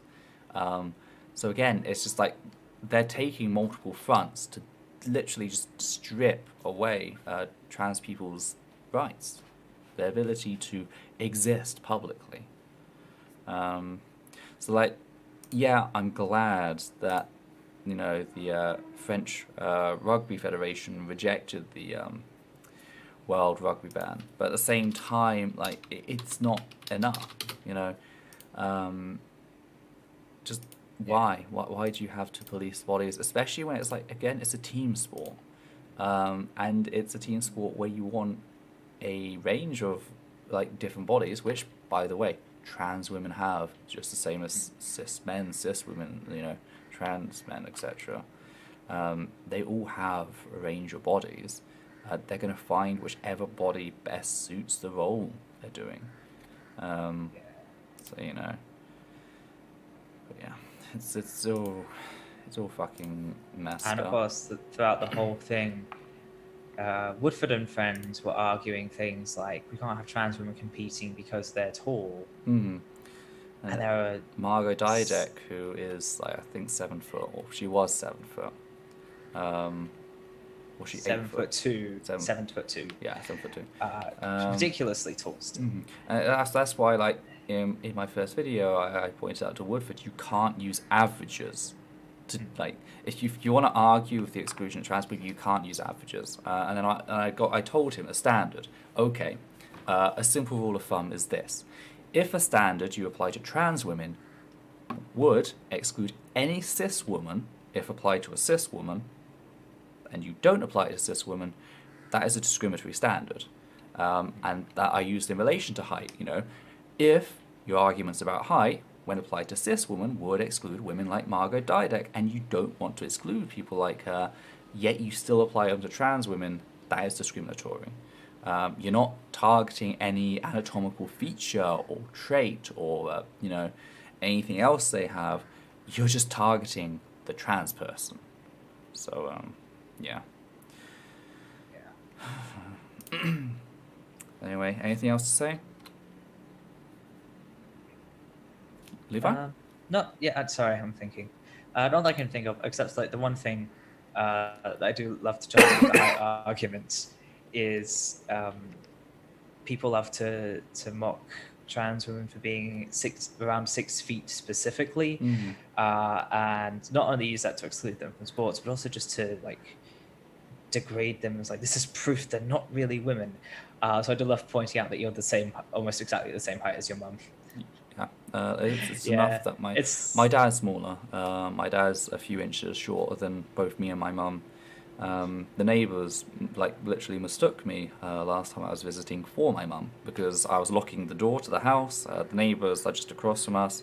They saw someone with the exact same fucking tray with the same style of hair as well, because she's got the same colour hair, etc. And so they like, oh honey, it's like, oh, okay, I'm not, okay. But like, so it is ridiculous. Yeah.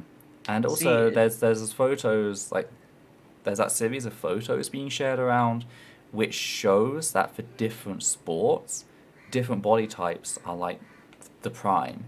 So the idea that like trans women are just going to completely dominate everything is ridiculous on that level. Because like no matter which body feature you pick, there are going to be sports which do not, reward that body type. Yeah, it's just absolutely ridiculous. Are we onto something here? I'm close to my dad's height too. Are we onto something here? Yeah, potentially. But then again, my mother is Dutch. My dad's English, my mother's Dutch. But that's the thing, like, my cousin, she is really short. So I don't get that. It's just my mum and my aunt are some reason, like, really tall. It's just... every time a trans masc person is short and every time a trans femme person is tall, people love to say, see, that's proof that you're actually the gender you were assigned at birth. And it's like, I mean, puberty does have an impact, but there's also other things. You're really tall, but it's just because you're half Dutch. I'm really short, but I'm shorter than both my parents. So a lot of that is just bad luck with the short genes. Not everything has to be that because we're trans and proving that we're actually, the universe has decreed that we're the gender we were assigned at birth, really. It's just ridiculous. Please, if you're the sort of person who loves to make those arguments, get a hobby. Yeah. And it also is just incredibly sad. Like, I went to, I was helping out at my my stepmom's father's birthday party a while back, and one of his friends was an incredibly tall woman, and like my dad was talking to her and everything, and like it comes out that she's like really nervous about her height. She was about 6'5", I think she was. Oh wow. Because of like how she's perceived and everything. So it just it's just really fucking sexism, body shaming bullshit. Again, it hurts everybody. And it goes back to this thing about where cis women, because of transphobia, just because of the way they are, they're just completely screwed. It's not just if you look androgynous, but also if you happen to be tall, you're just screwed. If you happen to now, if you happen to be tall, if you happen to have hair in certain areas, if you happen to have large hands or feet, butt hair, that's it. Cis women don't apparently have butt. Oh, you're going back to the curly arse hair thing. The curly arse hair, that's it. I'm sorry. Oh god, yeah. Oh, it's just, yeah. I can't say that's a change I experienced on T. There's a lot more hair, but it did not become curlier. That's a thing I've said. It's on the internet now. I'm sorry. Anyway, we should probably move on to our final story, which is Tennessee governor signs multiple anti-trans bills into effect. Don't worry, it's one last one. It won't be a 3-hour or 4-hour show. It's just this one last story, people. Okay, but what if we make it? What if we drag it until it's 2 hours and 59 minutes? I refuse. So yes, Tennessee Governor Lee signed the Tennessee Accommodations for All Children Act into effect. As we see, the double speak going on here. The bill requires schools to force students to use bathrooms in accordance with their assigned sex, which the bill defines as, quote, a person's immutable biological sex as determined by anatomy and genetics existing at the time of birth, end quote. First of all, nobody fucking uses genetics to assign sex at birth. That is just full up 100% bullshit. Like that just shows that how much of a sham this entire fucking bill is. Secondly, we can change anatomy, okay? It is not immutable. So like that's 2 accounts. Their argument is just fucking bullshit in this. The bill also adds, quote, a reasonable accommodation does not include access to a restroom or changing facility that is designated for use by members of the opposite sex while persons of the opposite sex are present or could be present, end quote. So pretty much it completely excludes the allowance for trans people. Like they're not seen as an exception or anything like that. They're not allowed. So it is just a blanket ban that's being passed. Now, shortly after, Governor Lee also signed into effect the Business Bathroom Bill, a bill that forces inclusive businesses to put up an offensive and humiliating sign. I've actually linked the sign. I think if I've got it in here, is there a photo of the sign? I should have got a photo of the sign. I meant to read it out, and that's one thing I can see if I can try finding it. Tennessee trans sign. I just want to be able to read it out exactly what it says because it is really dehumanizing. Yes, notice, this facility maintains a policy of allowing the use of restrooms by either biological sex, regardless of designation on the restroom.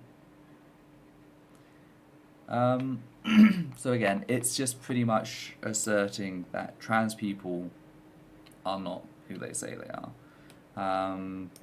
You know, in spite of the facts that literally the bathroom signs are designated by a person wearing a dress and a person not wearing a dress, which is not imprinted in your fucking biology, that's just what the Tennessee government has decided to do.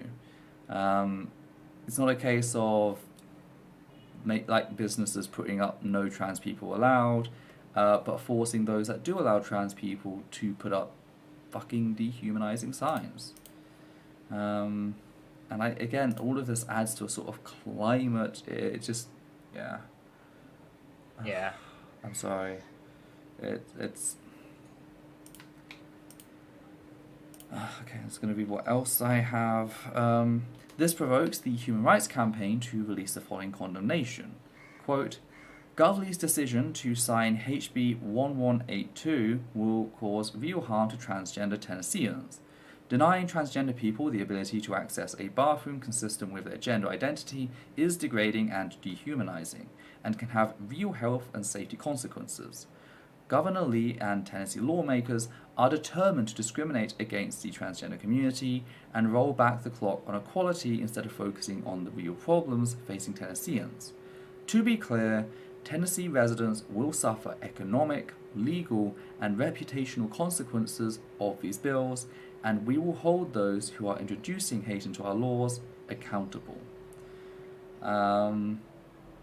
This might be the bill that got passed just now, because I had noted there was currently, when I wrote this, there was at the time another bill that limits trans people's access to life-saving medical care that the governor was yet to act on. I don't know if that's the bill that's just been passed. I know there was one that was just passed like the other day. Tended to add to it the story yesterday night, but sadly I received some family news that just, yeah. But anything you'd like to say on the the two bills that we do have the information on? One thing I do want to do is just take a moment to highlight and appreciate this definition here.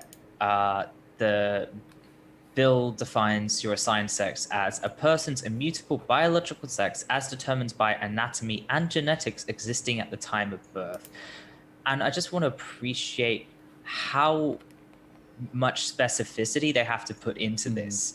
Not just anatomy, they have to include genetics as well, because they realize that anatomy can change and it can just be ignored and stuff, and like they have to make room for the whole your chromosomes arguments. But that doesn't even work. That's the thing. Oh no, it doesn't work. It doesn't work on any level. I like the I mean, the thing is, they say anatomy and at time of birth, and that is enough anyway, because your sex is assigned based on your anatomy at birth. So the genetics thing just throws a wrench in how sex is actually assigned, which is ridiculous. But they have to put the genetics in there so that people can fall back on the Y chromosome being the true determinant of your real gender as decreed by the universe. But they have to also add existing at the time of birth, because they know like this stuff can be changed. So they have to lock it in at the doctor's decision at that time, because they know how easy it is to completely just ignore and scrap everything that your doctor said at the time of birth and just be like, yeah, no, that doesn't work for me. They are so desperate to lock you in. And even when they have complete control over the definition, they're tripping over their own feet with their own complete misunderstanding of how biology works.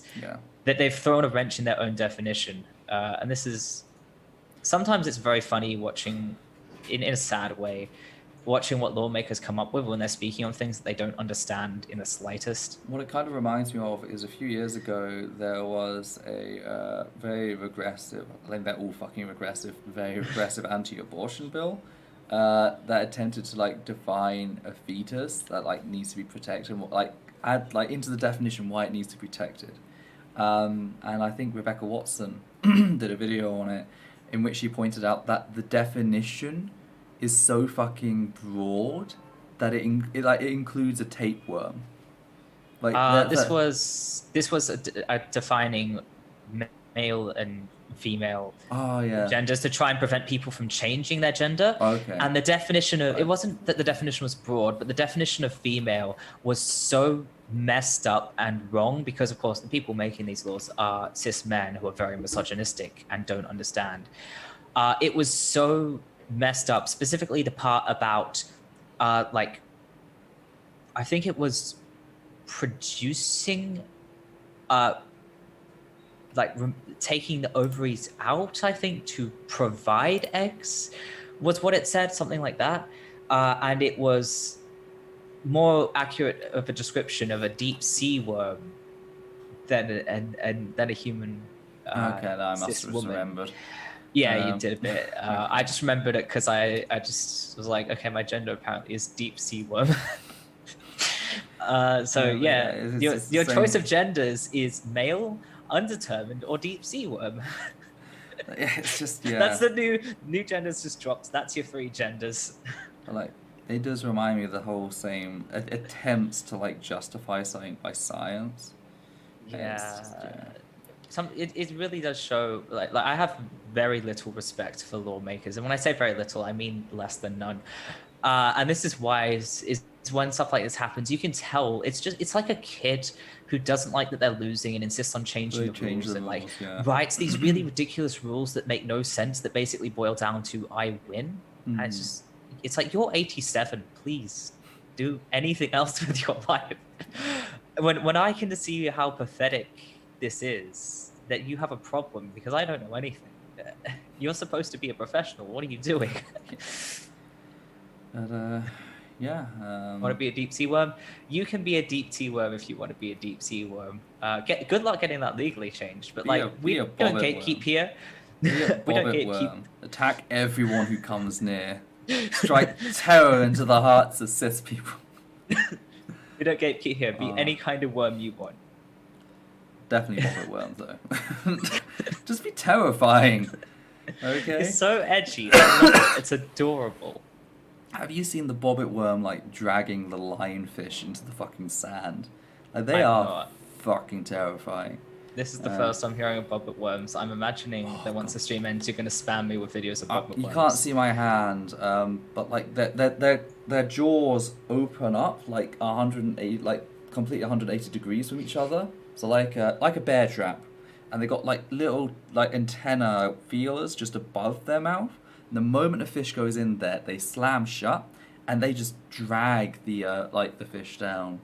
And like the thing about them is they're so good at hiding that there was an aquarium that was suddenly losing fish, and they had to dig out the entire aquarium because they couldn't figure out where they were going. And I think they found something like a 10-meter bobbit worm because they get big as well. It was just hiding in like the sediment and just dragging all the fish down to their deaths. It's just. I actually took the notes down for a sec so I could see what you're doing with your hands. The delay is very long and confusing, but I think I got the gist of it. Yeah, it's Also, nice nails. Thank you. I actually haven't really done them since I tried recording the video the other day. Sadly, I had a panic attack, and I just haven't painted them since then. But they seem fine enough. They're nicer than mine, I'll say that. Yeah. So that's also possibly a little update on the video for people watching. I tried recording. I spent half an hour setting up the studio, started recording, and it's just like, yeah, my chest wouldn't let me. This is Wednesday. My chest just wouldn't let me. All of the anxiety about what happened like the last stream and everything like that, it just fucking kicked. And like it's really fucking sad to like have to pack away everything as well after like you failed recording, you've done all the setup. Oh, we have just received a £5 donation from the Tea Party. Off topic, I got mass reported for talking about Vorsh and Kink at Pride, and my stream was stopped on YouTube. I showed no nudity at all. Any suggestions? I'm trying to think. My experience with YouTube has not been that great. I'm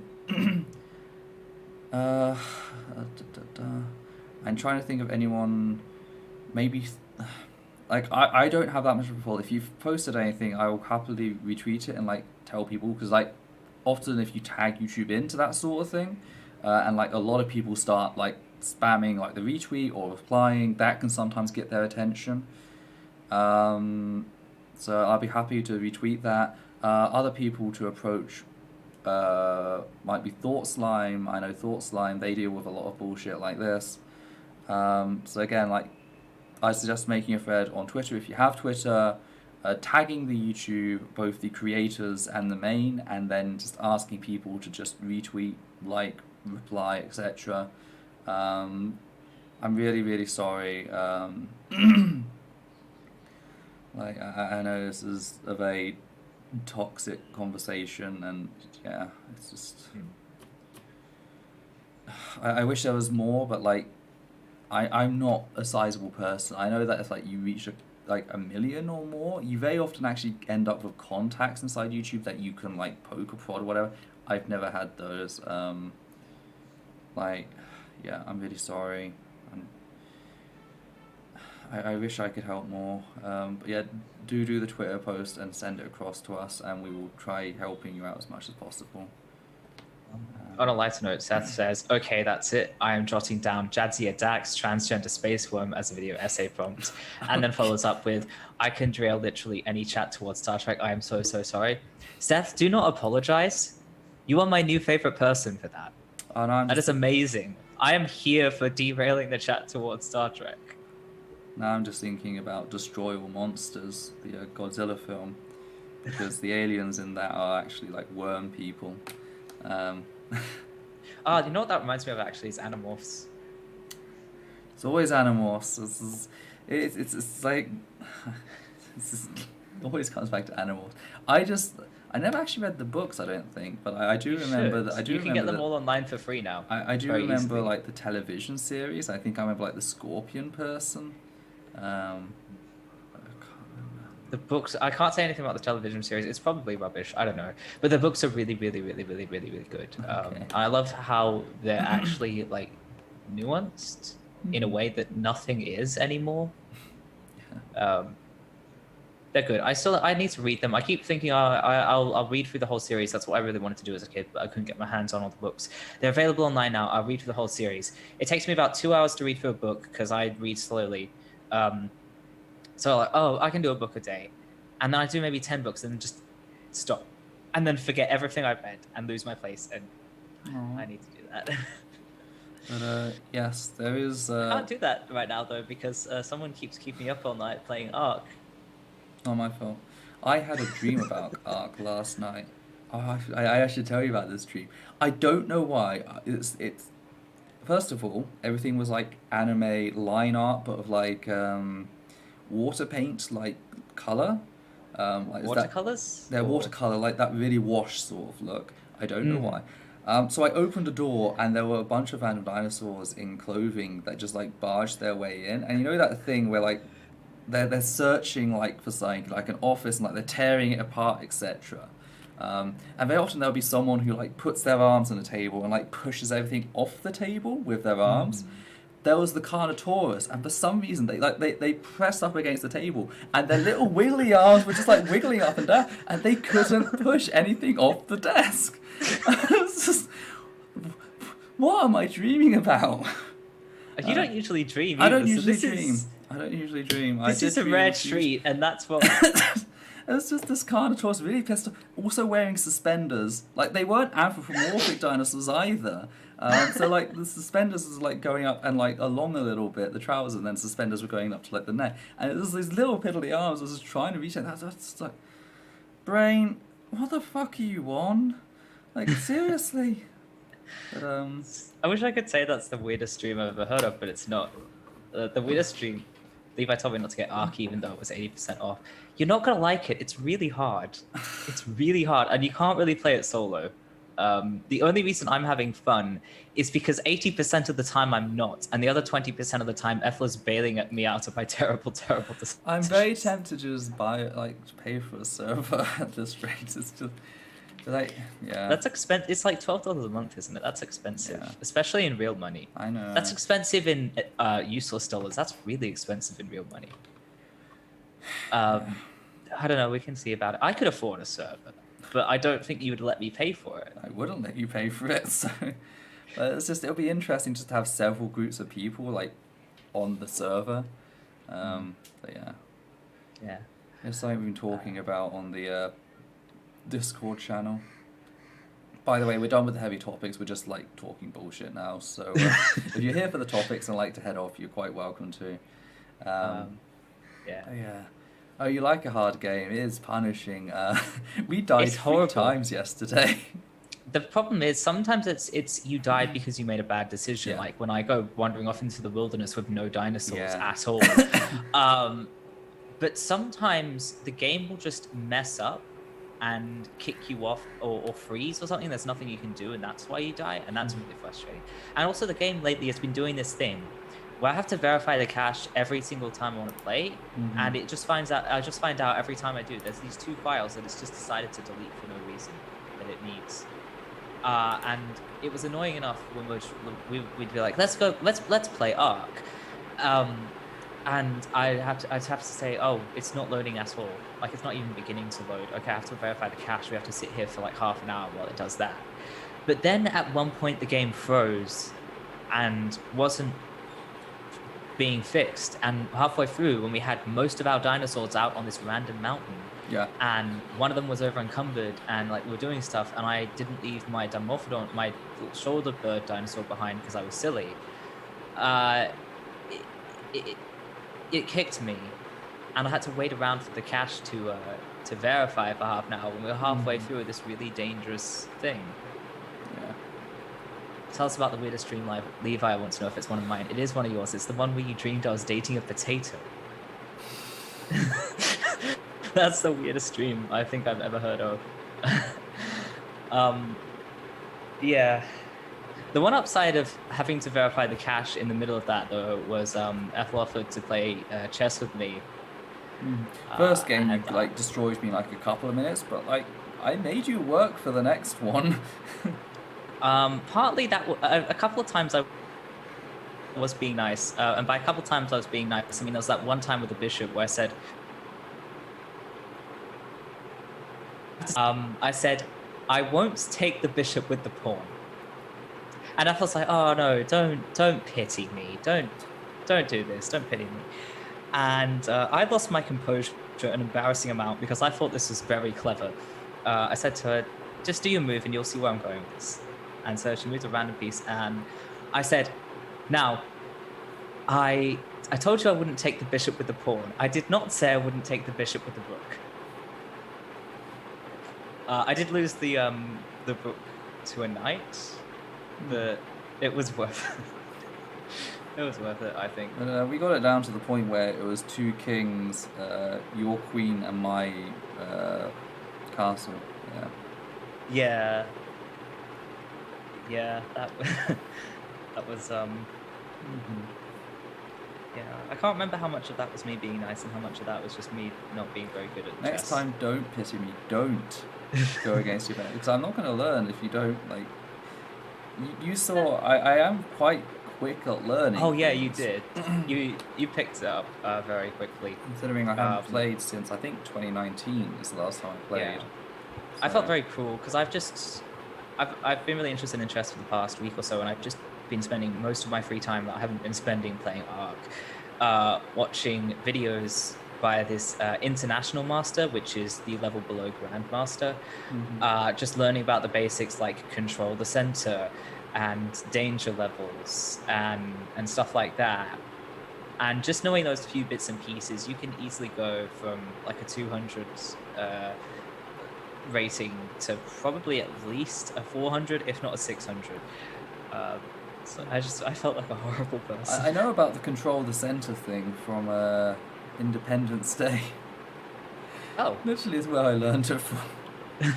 You weren't doing it, that's the thing. That's the thing. I was confused. I'm like, why do you have no pawns in the center? I was trying to be tactical. It's not how you... Anyway, yeah, you don't have to learn, but if you learn, that'd be interesting. It'd be interesting to be able to play against a human without embarrassing myself on the internet. So, anyway, this is probably a good place to wrap up. My wife turned the fan on, so that's why the flags are suddenly waving. I don't know how the audio is doing, so... Wait, why do you have to... You didn't tell me that Dream Me drew a face on the potato. I feel like I'm personally being, like... I feel personally embarrassed by that, even though I didn't actually do it. Just the internet has that image in their minds now. Anyway, shall we finish the show? Sure, if you want to play chess, we can play chess. We can do that. Oh, so you can play with Cass. You can do it online if you have 2 devices. There, if you go to lichess.org, you can send a link, and there's an online board. You can do that. Yeah. Anyway, I will stop rambling so that we can end the stream. Yes. Thanks everyone for turning up. It's been wonderful hosting you. As always, we'll keep the stream going for a few minutes so you can all say goodbye and whatever. As always, if you can support us by Patreon, that's always greatly appreciated. It doesn't have to be much. $1, $2 always helps. We're very upfront. $1 from 100 people is way better than $100 from one person. Yeah, that can be kind of anxiety inducing, like when you have like a large donation and you feel like if I do one thing to upset them, I can lose like a large part of my income. It's also you also just feel bad. It's like, where are you getting all this money, and why are you giving it to us? So like, yeah, if you have just $1 to spare, if a lot of people do that, it helps us a lot, and also doesn't really affect you that much. So it's kind of a good situation. Don't donate if you're having money struggles, though. I need to be clear on that, because there's like a few people that I know. If you have $1, if you have $1, if you don't have something serious you need to put that $1 towards, please don't hurt yourselves. At one point, like, Queerphobia started donating. It was like, okay, and then they were like mentioning that they were in like a bit of a tight spot. I was like, why are you donating to me? Why? But yeah. But yes, so like, if you can help out with that, that'd be great. If you see any stories you'd like us to cover, please do message us. We do try to look into things. We can't always touch on every topic, but like, yeah. As for when the next show will be, I don't know if we'll be having one next week. I do think it'd be nice to have a break. I am trying to get the videos done. I know I haven't done a video in over a month now. Again, I've got the script written. I just tried recording it and I was just having a fucking panic attack. I really wanted to be on camera because I haven't done, like, I feel sometimes bad when I'm not on camera because I feel like I'm slipping back into how I was in 2017, 2018, where I was like dysphoric and I just wasn't on camera very much.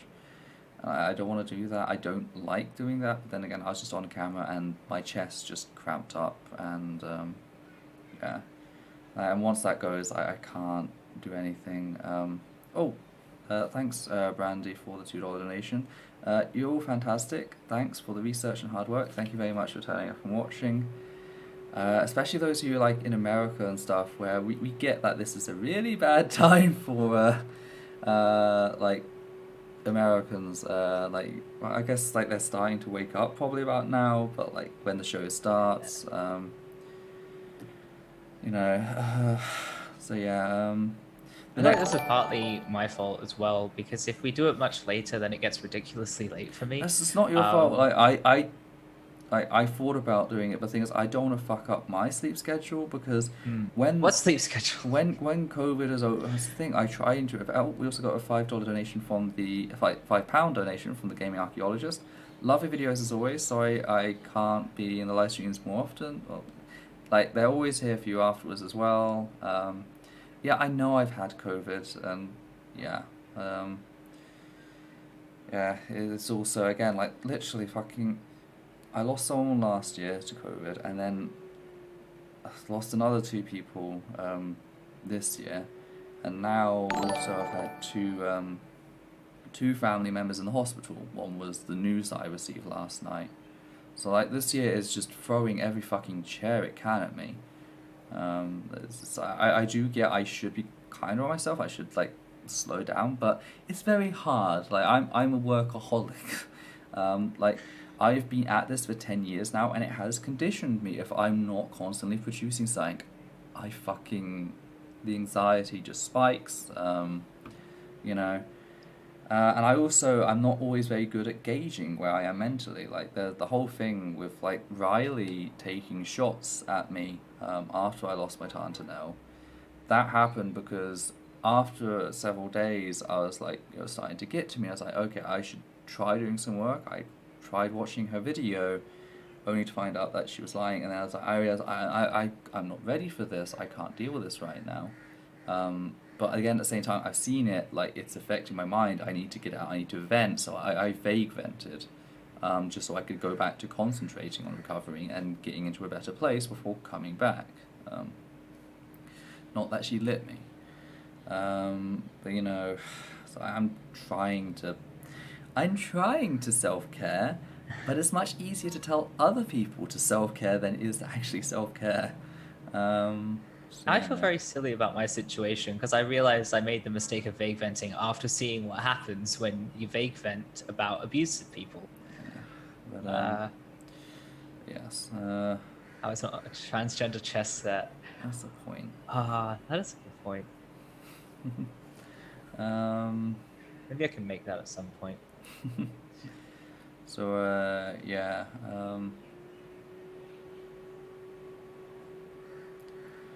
I understand the whole wanting to catch up and getting stuff done. I've left numerous videos on my channel unpublished and I need to get to them. Yeah, I've done that as well.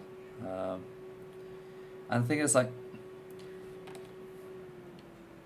I don't want to do the videos, like, dragging certain people out, but at the same time, they're doing very abusive shit, and they're continuing to do very abusive shit. Riley has come into focus again, as she seems to be attracting, like, people like Jordan Peterson and all that. You know, and, like, she's been defending the fact that she was a former Trump supporter. So, you know, it's, like, it's very hard to, like, just... Part of me does want to fucking leak these things and just concentrate on this stuff. There's a video I want to do in the fact that I have issues with, like, the way sex and gender is distinguished and how, cultural stuff is, like, thrown in with the gender. I want to do a video diving into that. I've got the video that's, like, coming out. It's about Disneyland, but it also discusses racism, transphobia, rape and sexual assault, and also the American justice system, because it also relates to the American justice system. You know, I want to talk about these fucking topics. I got a big-ass list of stuff I really want to fucking talk about, but I'm having to do constant... I call it housekeeping, because, you know, it's just, yeah. And it's always frustrating. Like, people gone about leftist solidarity and all this, and it's like, we're never going to get anything done if we're continuously arguing. It's like, yeah, but the thing is, our safety isn't going to improve by just ignoring the issues of abuse, transphobia, and stuff like that on the left, you know? So, And it's interesting, because, like, all these cases are people coming for us first. Mm-hmm. Or, like, the overwhelming majority is, like, people coming for us first and then acting like they're the victim. With Riley, it started off with... Extension of Sanderhole, which was an extension of Natalie. ContraPoints, which... Extension of Buck Angel. Then there was the whole Brennan thing, which, again, like, Brennan said some pretty fucked up shit about Natalie's victims. Like, find a time, seriously, find a time either of us have just seen someone minding their own business doing nothing and have gone after them. You can't, because why would we do that? We have our hands full enough as it is with the people who are jumping down our throats. Why would we start pointless fights? I mean... And also, just why... What person starts pointless fights? It's just a weird thing to do. Why would we do that? But if you hear other people tell it, apparently we're just going around attacking people for no reason. And there was someone else who said something the night that I ended up responding to Brennan, and I literally told you I just don't have the energy to, like, respond to anything right now. Literally, like, a few hours before Brennan made their post, and I couldn't ignore the Brennan post because it was far more harmful than what. Yeah. It's just... Anyway, we should wrap up. I need to turn the AC back on because my wife is also cooking alive. So thank you all for turning up. It has been a wonderful experience doing a stream for you. It's been nice just doing a news stream, like a general public news stream that's not about BreadTube. So it has been enjoyable. So hopefully you learned some stuff, and hopefully, you know, we'll keep putting out high quality content. So, yes, for myself, I just like to say take care. Thanks for watching, everyone. Thanks for turning up. Thanks for chatting with us. It's cool being able to chat with you live. You can always catch us on Discord. But, bye. Take care, everybody. I'll leave it running for a few minutes so you can all say goodbye because it'll catch up eventually. So.